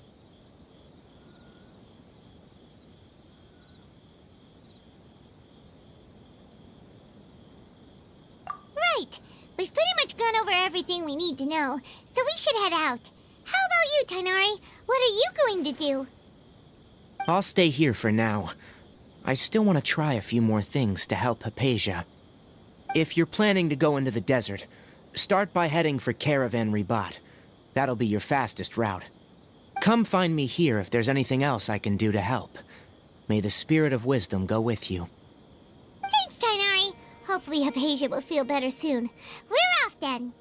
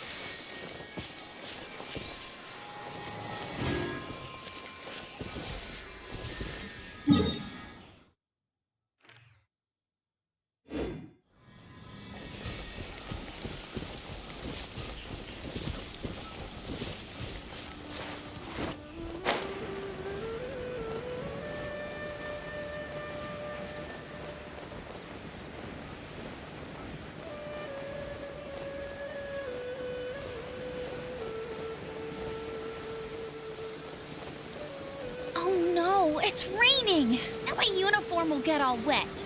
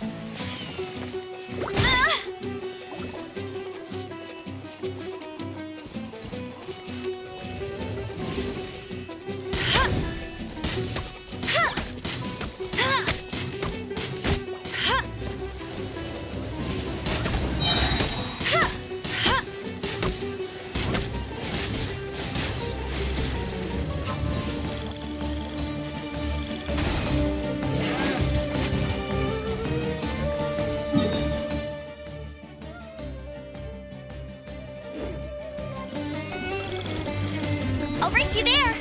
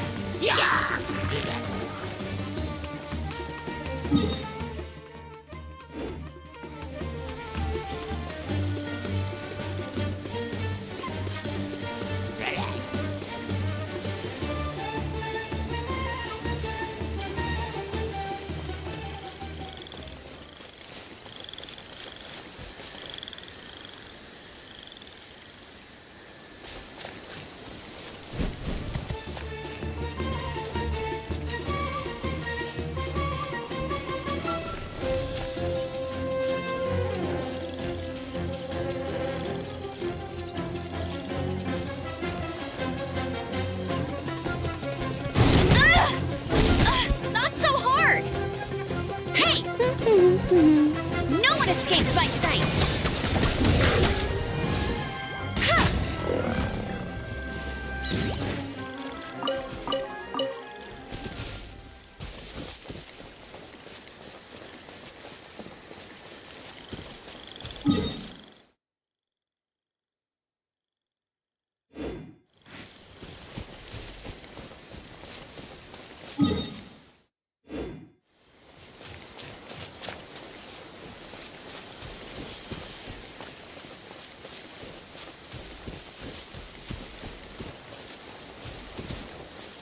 What you got? Another test subject.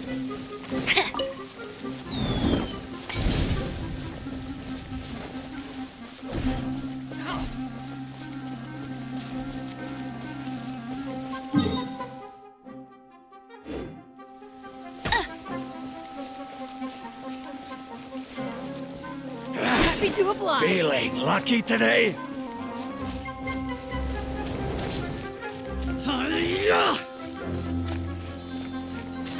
Get him!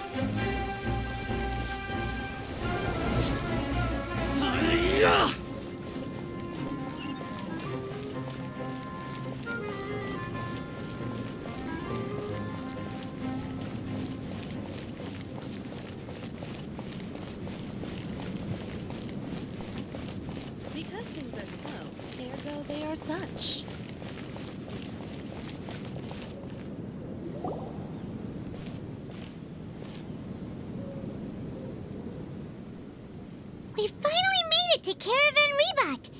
It's pretty lively here. So, just past this wall is the desert, huh? Oh, wow. Paimon remembers hearing people call this the Wall of Samiel.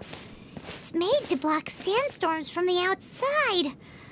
Oh, if it's this tall, it's gotta be the divine work of Greater Lord Rukkhadevata, right?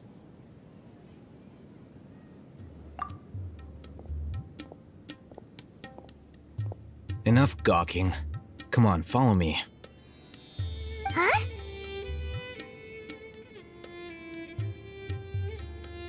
Over here. Oh, Haven went that way! Let's hurry up and follow him. Wonder what he's up to.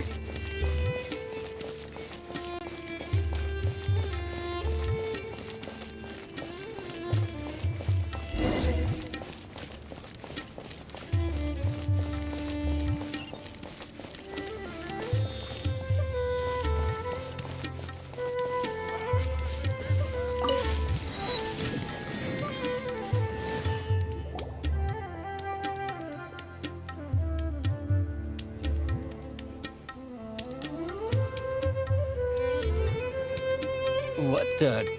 Where did he go? How did we lose him?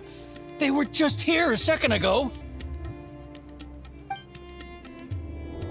More Eremite mercenaries? Who are they working for this time? Anyway, Traveler, it seems like we were being followed again. You were too careless.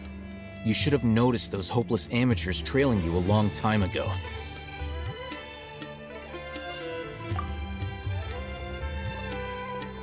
There's no need to thank me. I've never cared to keep track of personal favors. All I did was correct a mistake I happened to come across. It's a habit I developed at the Academia. You really gave Paimon a scare, Alhaitham. We never thought we'd run into you here. Last time we met at Port Ormos, didn't you say you were going back to the Academia?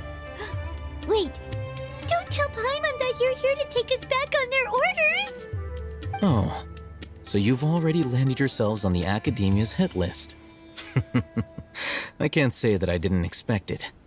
However, had I wished to turn you over to the Academia, don't you think you'd already be the Eremites' honored guests by now? Oh, right.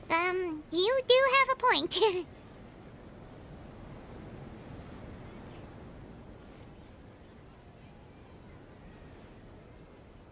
I have no interest in running errands for that project. As a scholar, I've always belonged to the camp that promotes researcher autonomy. And these days, you're more fascinating than anything the sages can offer.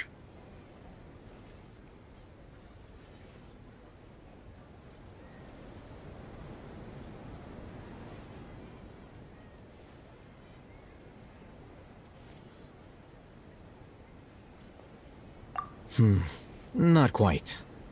To tell you the truth, I'm still investigating the Divine Knowledge Capsule. Unfortunately, I've run into some difficulties. Everyone says the capsule originated in the desert and was eventually moved to Port Ormos. If I am to get to the bottom of this, I must understand how the capsule first came to be.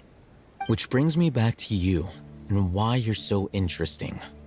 The leader of Ain al-Ahmar used the Divine Knowledge Capsule right in front of you, and upon seeing him, your expression became perplexed, and you were lost in thought for quite some time. To have that kind of reaction, I think you must have realized something. Are you interested at all in sharing what you've been hiding from me?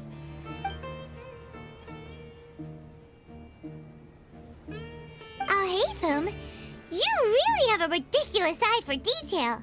What kind of person even notices or remembers stuff like that?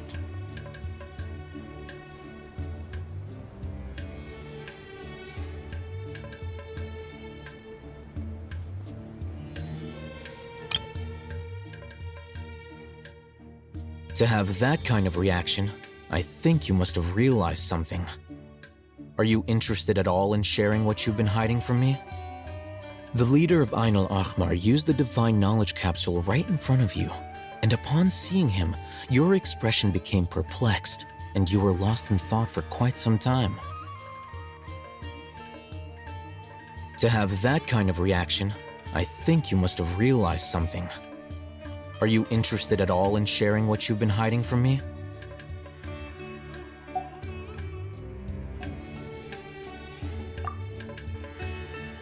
So that's your answer. Well, I do work for the Academia after all. So considering that, it is indeed wise to keep your cards close to your chest.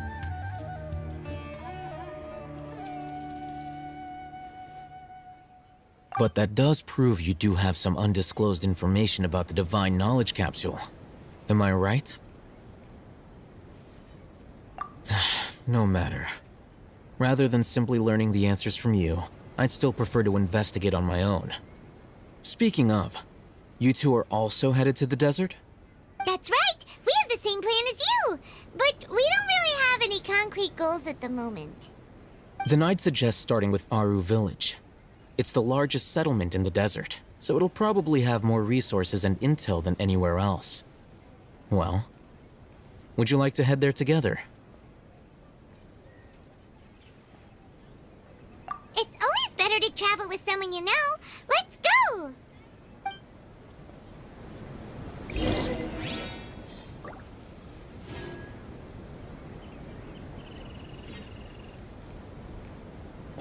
Welcome, weary travelers. All who seek rest will find it here.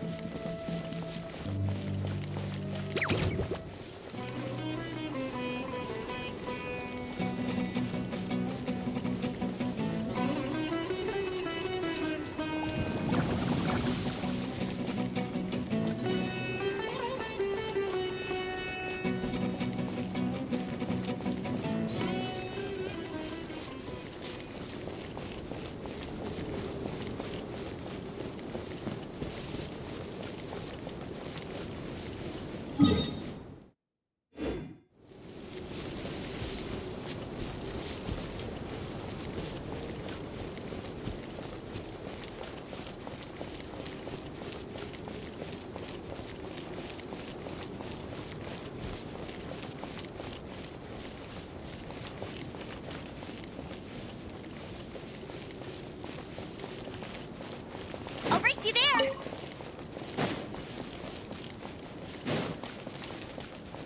Bet you can't keep up with me!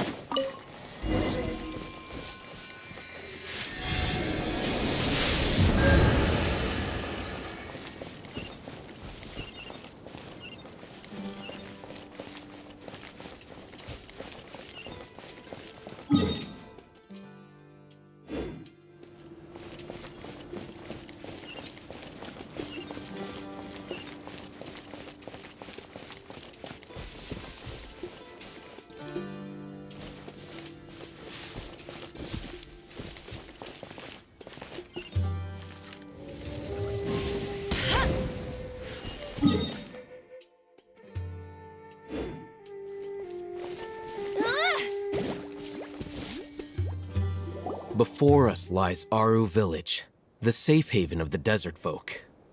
Whoa, this landscape is really something else. What a cool place! Let's go check it out!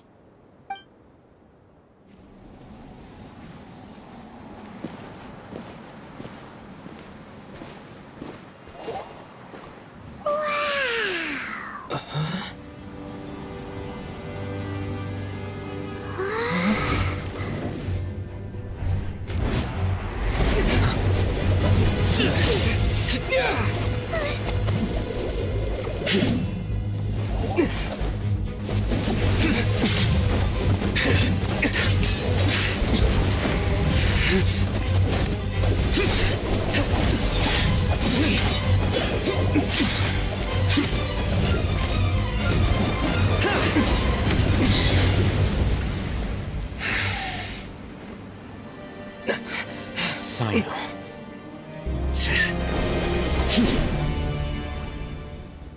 Unless my memory fails me, we have barely spoken 2 words to each other before now at the Academia. Would you care to enlighten me as to when and how I invited the General Mahamatra's wrath? Oh, Hatham. Do not think you can escape my judgment just because you managed to escape my attack. Judgment? So that's how you'd characterize your actions here, is it? Or would elimination perhaps be a more accurate description? Had I used my full strength, not even this traveler would have been able to stop me. Though styled like an assassination, I sought only to ensure that my target would be unable to flee or resist. Standard practice for the Matra, as well you know. Seemed to me more like your own personal touch. Who is that, Al-Haytham? Did you call him General Mahamatra? Yes. General Mahamatra Sino, head of all the Matra at the Academia. He's a formidable hunter, and the ultimate nightmare for any who have committed academic crimes. You seem to have placed a lot of trust in Al-Haytham, to the point of blocking an attack for him. If I were you, I'd never choose to side with him. I wouldn't believe a single word that comes out of his mouth. I have been pursuing this scribe for a long time. I urge you, stand back and do not seek to defend him any longer. Otherwise, there will be consequences.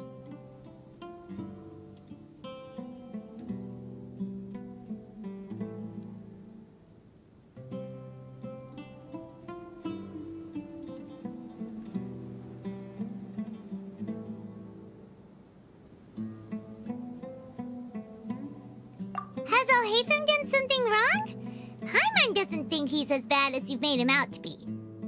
I won't waste my breath explaining things. Al-Haytham, I saw it during our fight. Take it out. The divine knowledge capsule you're hiding on your person. Unless you want me to retrieve it for myself. Very perceptive of you. Nothing escapes a Matra's senses.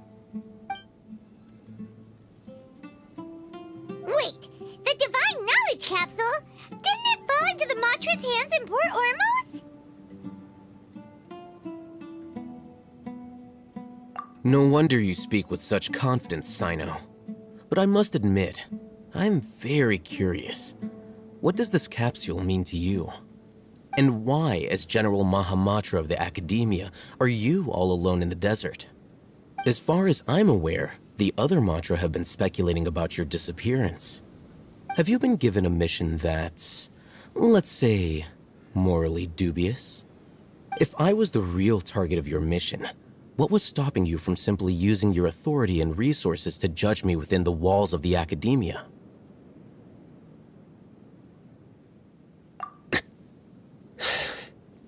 I should have known you'd be difficult to deal with.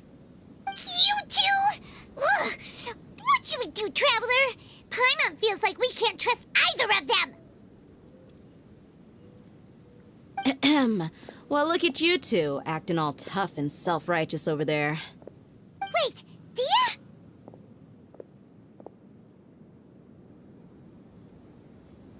Great! Finally, someone that we can trust! You gotta help us out here. Otherwise, these two are gonna start fighting again! Yeah, sure looks that way. 2 giants from the Academia duking it out once and for all. Not something you get to see every day, that's for sure. Listen, I know you academic types love to fill up your big brains with self-righteous morality and lord your empty rules and virtues over each other. But how dare you bring your petty disputes into the safe haven of Aru Village? It seems like someone's gonna have to beat some sense into your thick skulls until you finally learn to respect these grounds.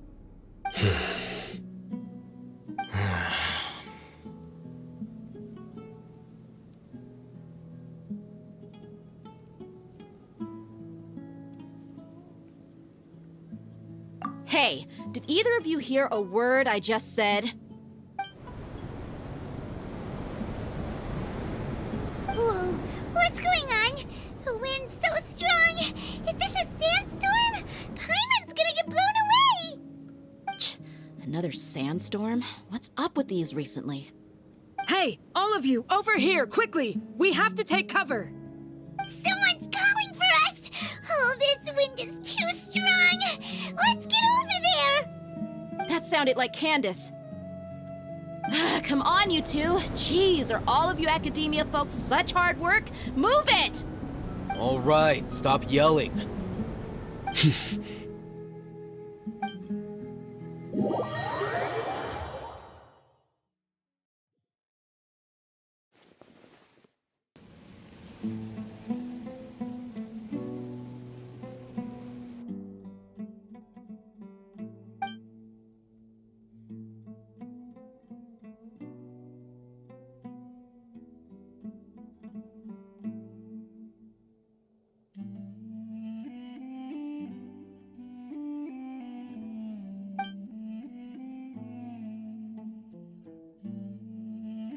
Well, this is pretty awkward. Hey, wanna play sardines with 3 people who wanna tear each other limb from limb?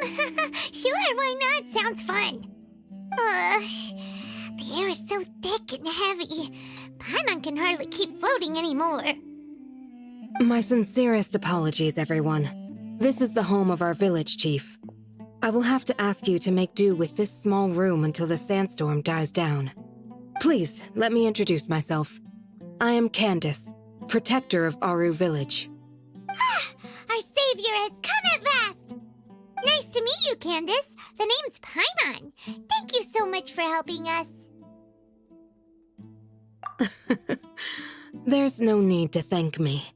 It's only right to help each other when the weather gets rough. Wow, she's so gentle and caring, like a nice older sister. Unlike those guys over there. All right, now that we're all better acquainted, we should return to the topic at hand. As a guardian charged with the responsibility to protect my fellow villagers from harm, I was observing your conflict from afar, even before the sandstorm started. And now that you have set foot within Aru Village itself, it is all the more my responsibility to make absolutely sure that you pose no threat whatsoever to us. So please, have an honest and sincere conversation with one another, and put your hostile feelings to rest. If anyone dares to start anything again while they are under this roof, I will not hesitate to send them out for some quality time with the creatures of the sandstorm. Oh, on second thought, Paimon may have misjudged Candace's character.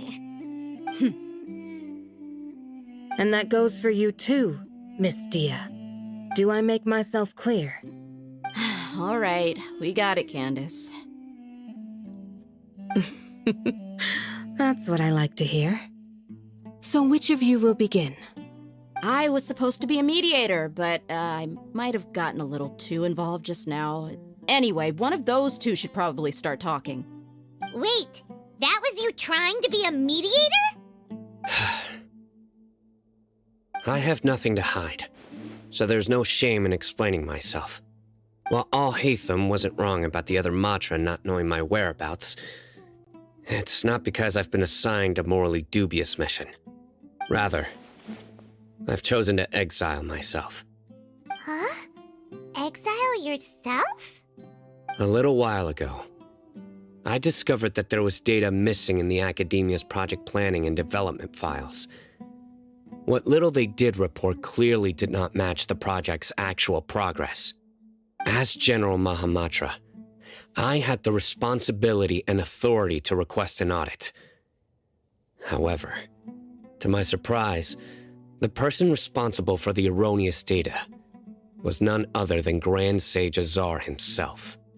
I tried to investigate the issue myself before submitting a formal audit request, but I soon found that all leads and potential pieces of incriminating evidence were carefully concealed from me. I began to realize that they were cautious of me from the very beginning. Unsurprisingly, the Grand Sage rejected my audit request as soon as the submission reached his desk. He even said to me, "The power of the General Mahamatra is granted by the sages. You have no right to judge us. So they really are up to no good. I realized then that to the Grand Sage, the Matra are nothing more than tools for the sages to assert and maintain their control over knowledge. The vows that we took, the principles that we strive to uphold, they are meaningless to the academia of today.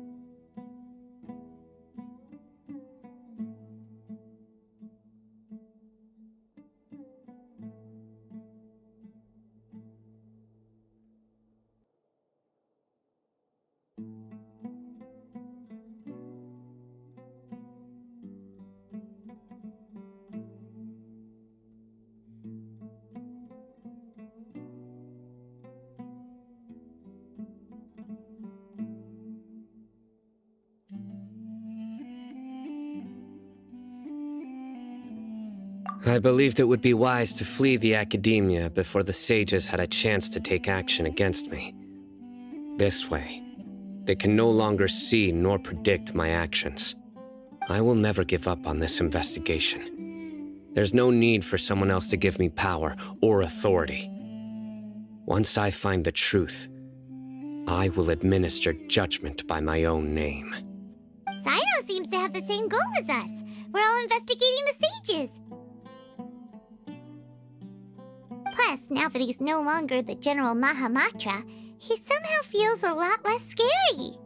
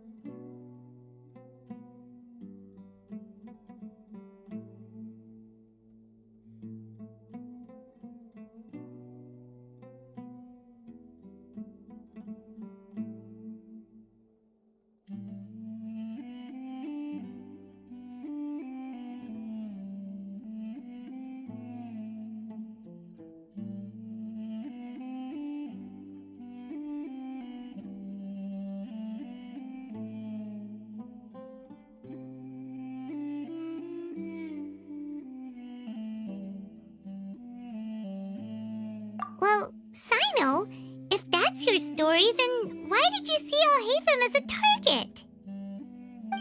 When I was investigating the matter in the academia, I overheard a conversation between Alhaitham and a sage. The sages asked you to investigate a blonde-haired traveler. Do you dispute this, Alhaitham? What? Like many parts of the project, this assignment was undocumented. Now throw in your suspicious behavior with the Divine Knowledge Capsule, and I think we deserve an explanation.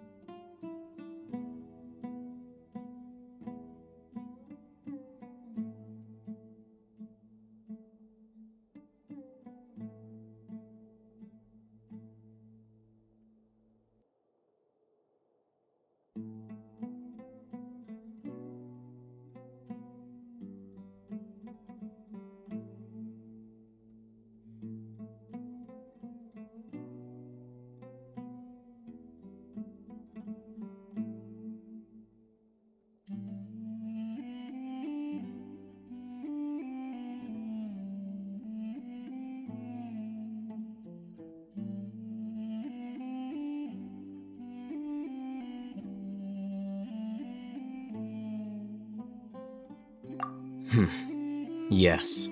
I was indeed tasked with investigating the Traveler. Alhaitham! After all, the promised reward was so great that hardly any scholar could have refused. The sage told me, once you've completed this assignment, I can give you a glimpse of divine knowledge. A most enticing offer. Unfortunately, those academics don't know me at all. Their words contained one key piece of information, namely that divine knowledge indeed exists. That gave me all I needed to know. From my perspective, the sages are far from trustworthy. Think about it. Isn't it a little strange they're so willing to share divine knowledge with anyone, even as a reward? So, I began my own investigation following the lead of the Divine Knowledge Capsule. In the end, I realized my wisdom in committing to this rather than collaborating with the sages. Had I been less guarded, I probably would have ended up like that Ain al-Ahmar mercenary, incapable of remaining sane for long enough to hold a conversation. You mean that the sages originally planned to dispose of you, using one of those capsules that drive people insane?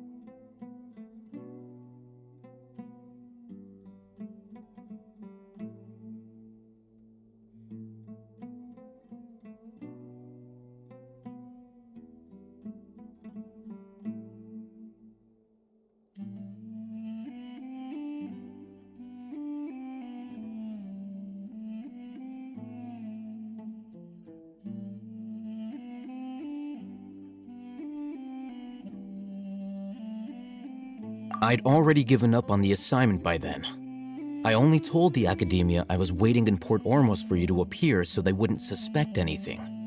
So it came as quite a surprise when I encountered my erstwhile target while investigating the Divine Knowledge Capsule. Criminals do love to talk about coincidences.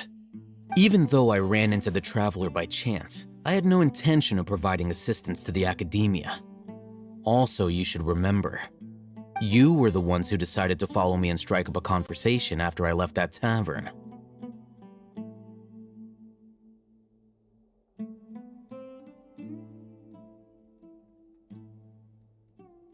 That's true. Alhaitham helped us out at Caravan Rebot as well. Maybe he's telling the truth. I'm willing to apologize if that's worth anything to you. I took the Divine Knowledge Capsule behind your back because I judged its existence to be a significant risk. I felt that it would be best for no one to interact with it before it had been properly studied. After all, curiosity often proves to be the most dangerous thing in this land. You should be well aware, Scribe Alhaitham, that curiosity can also lead you to danger and suspicion. Answer me this. Did the sages share any information about their project with you? Have I not made myself clear? You and I are both distrusted by the Academia. Do you really think they would tell me anything? Fine. Although you haven't completely proven your innocence, I won't regard you as an enemy, for now. As you wish. Good. I'm glad to see you two clearing up your misunderstandings. And now you, Dia. I believe it's your turn. Oh, sorry. Whatever the boys were talking about must have been so boring that I spaced out. My situation is pretty straightforward. My employer, Dunyarzad of the Homayani family, is friends with the Traveler and is currently recovering from her illness at home. I had nothing going on, so I decided to return to Aru village for a visit. I was actually looking forward to a pretty exciting time getting back together with everyone here. But then I saw these two random guys in the middle of a pointless argument. It ticked me off, and things went downhill from there. Is that all? Well, I will admit that definitely sounds like your style. In that case, welcome back, Dia. That's more like it. I missed you all so much, Candace. Whoa! What was that sound? No need to worry. Now that you're no longer at each other's throats, please, make yourselves at home. I'll take a quick trip outside to clear out some of those creatures in the sandstorm. Creatures? In the sandstorm? Are you sure you don't want some backup? Fighting in a sandstorm is not for the faint-hearted. Anyone without extensive training in these conditions is at a disadvantage. You needn't worry. Yeah, just leave him to Candace. Don't worry, she's as tough as they come.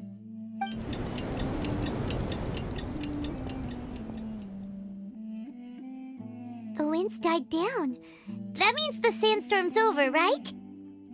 Candace still isn't back yet, though. Is she alright? Maybe we should go out and check on her. When you put it that way, even I'm starting to feel a little worried. All right, let's go. We've been here long enough, and the boys are as chatty as the floor.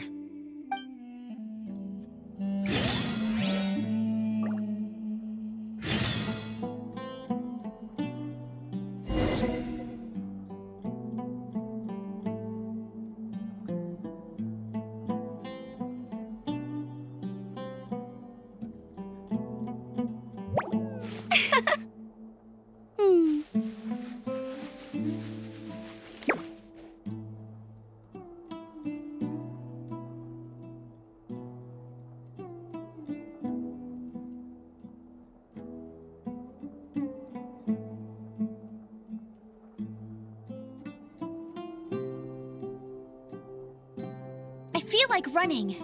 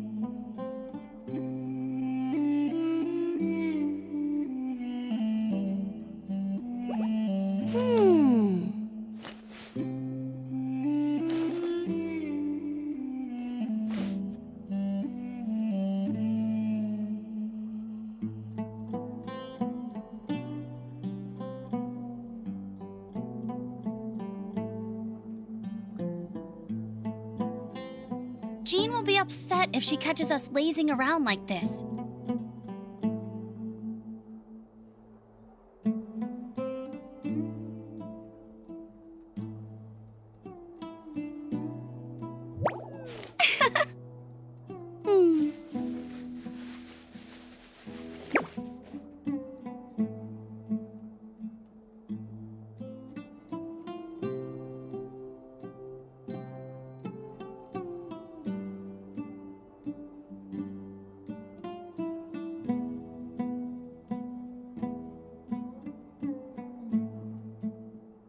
Hey, there's something strange over there.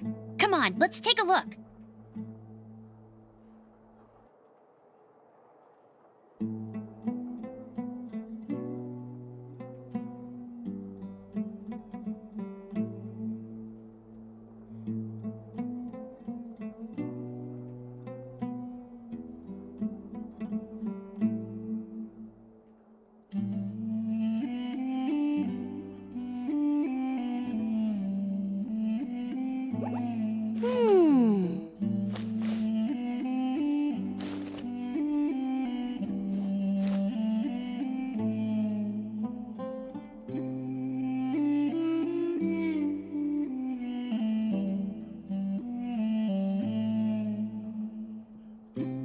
Jean will be upset if she catches us lazing around like this.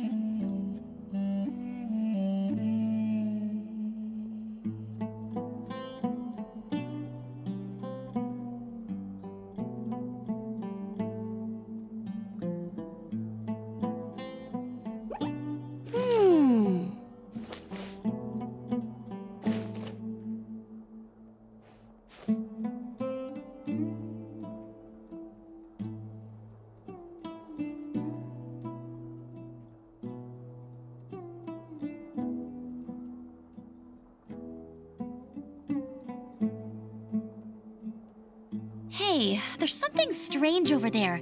Come on, let's take a look.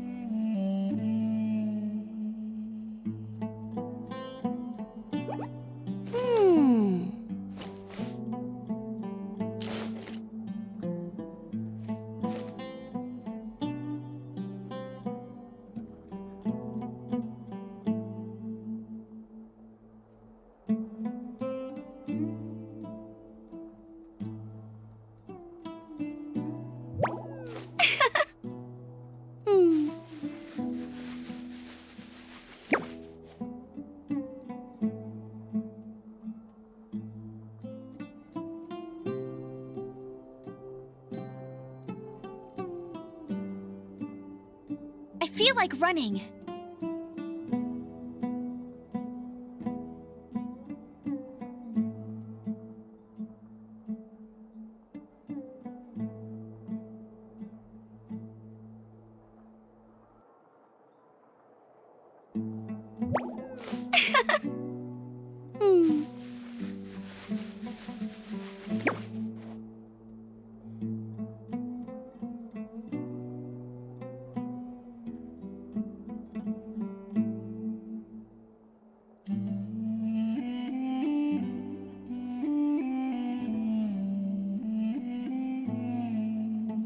Hey, there's something strange over there.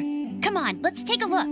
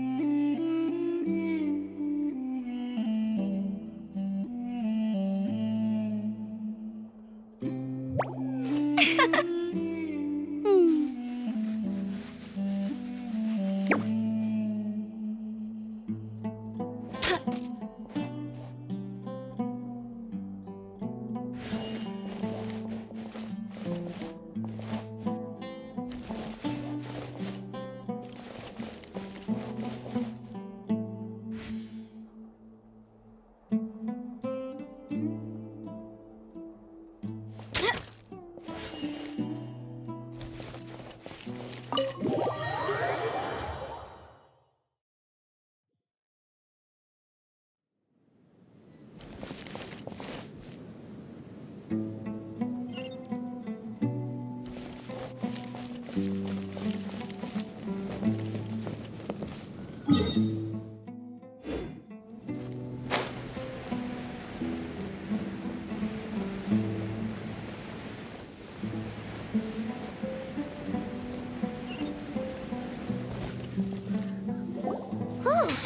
Candace, you're still fighting? You've been out here dealing with these creatures the entire time? Yes, they just keep coming in waves. I've lost count of how many I've defeated. Before I realized it, even the sandstorm had stopped. Ah! Here comes another wave! Leave this round to us. I got interrupted earlier, but now I have something to take my anger out on. It's been a while since I've seen the Flame Mane in action. I'll leave these to you then. I'll be sure to put on a good show. Let's go!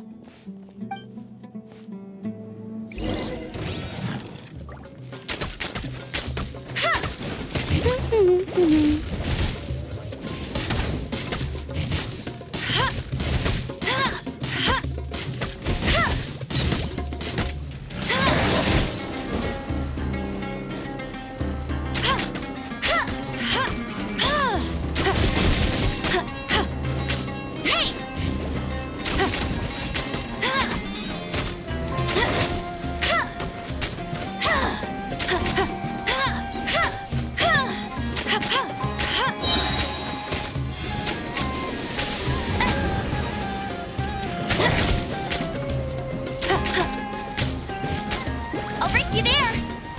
No escape!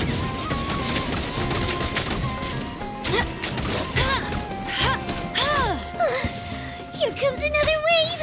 When are they ever gonna let up? I'll race you there!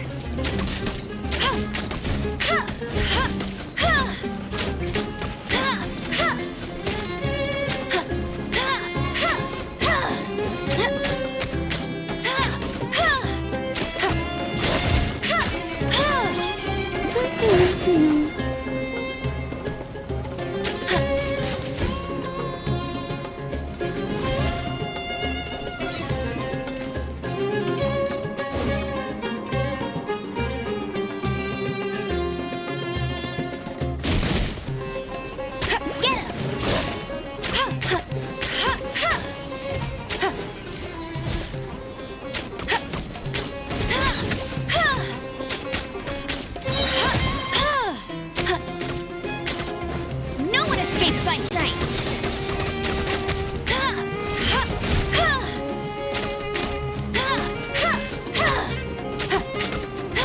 I'll race you there!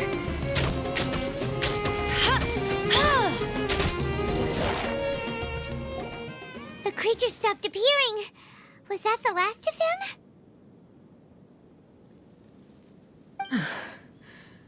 What we fought just now was probably the aftermath of the sandstorm. So we should be safe for the time being. Well fought, everyone. No injuries, I hope. Huh? Who are you? My apologies. I haven't had a chance to greet you yet.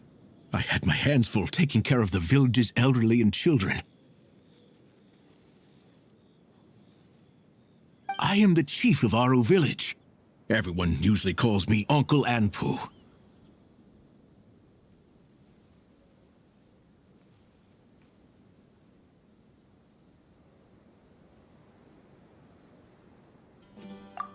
Sir, I am also originally from the desert, but I have not been back for some time now.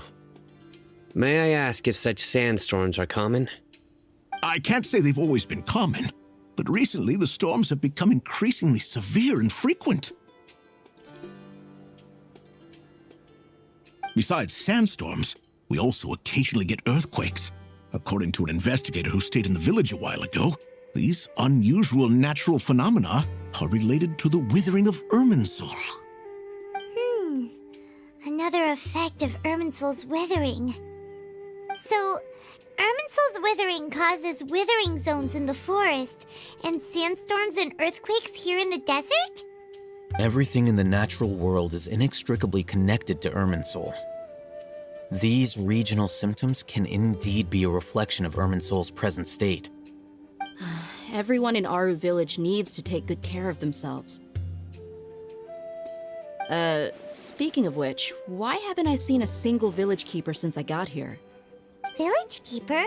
Who are they? Village guards like Candace? Does your curiosity know no bounds? Village Keeper is how Aru Village refers to mad scholars exiled here by the Academia. Most of them are scholars who lost their sanity after a period of training in the Avidia Forest. The Academia believes that their crazed mutterings may have a negative effect on the psyches of other scholars. So, they're forcibly exiled to the desert. Though if you ask me, it's all a boatload of nonsense.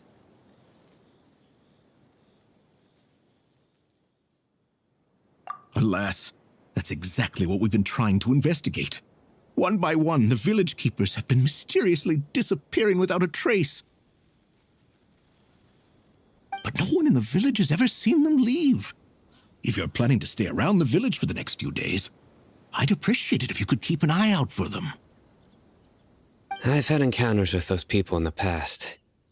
I'll see what I can do to help. The Matra are the ones responsible for their exile.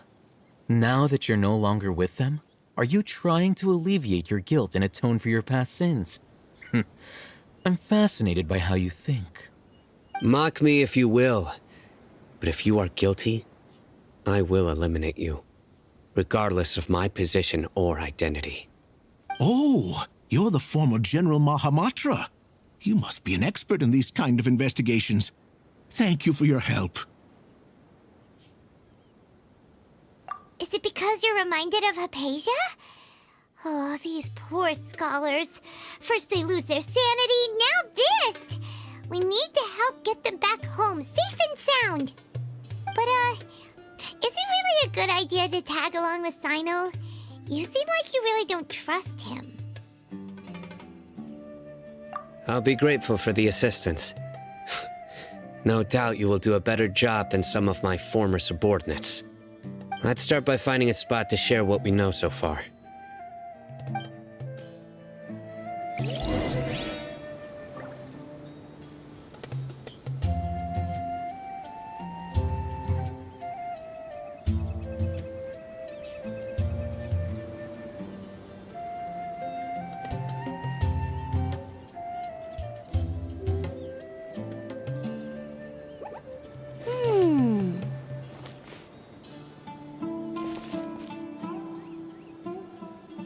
When in Aru Village, please respect the local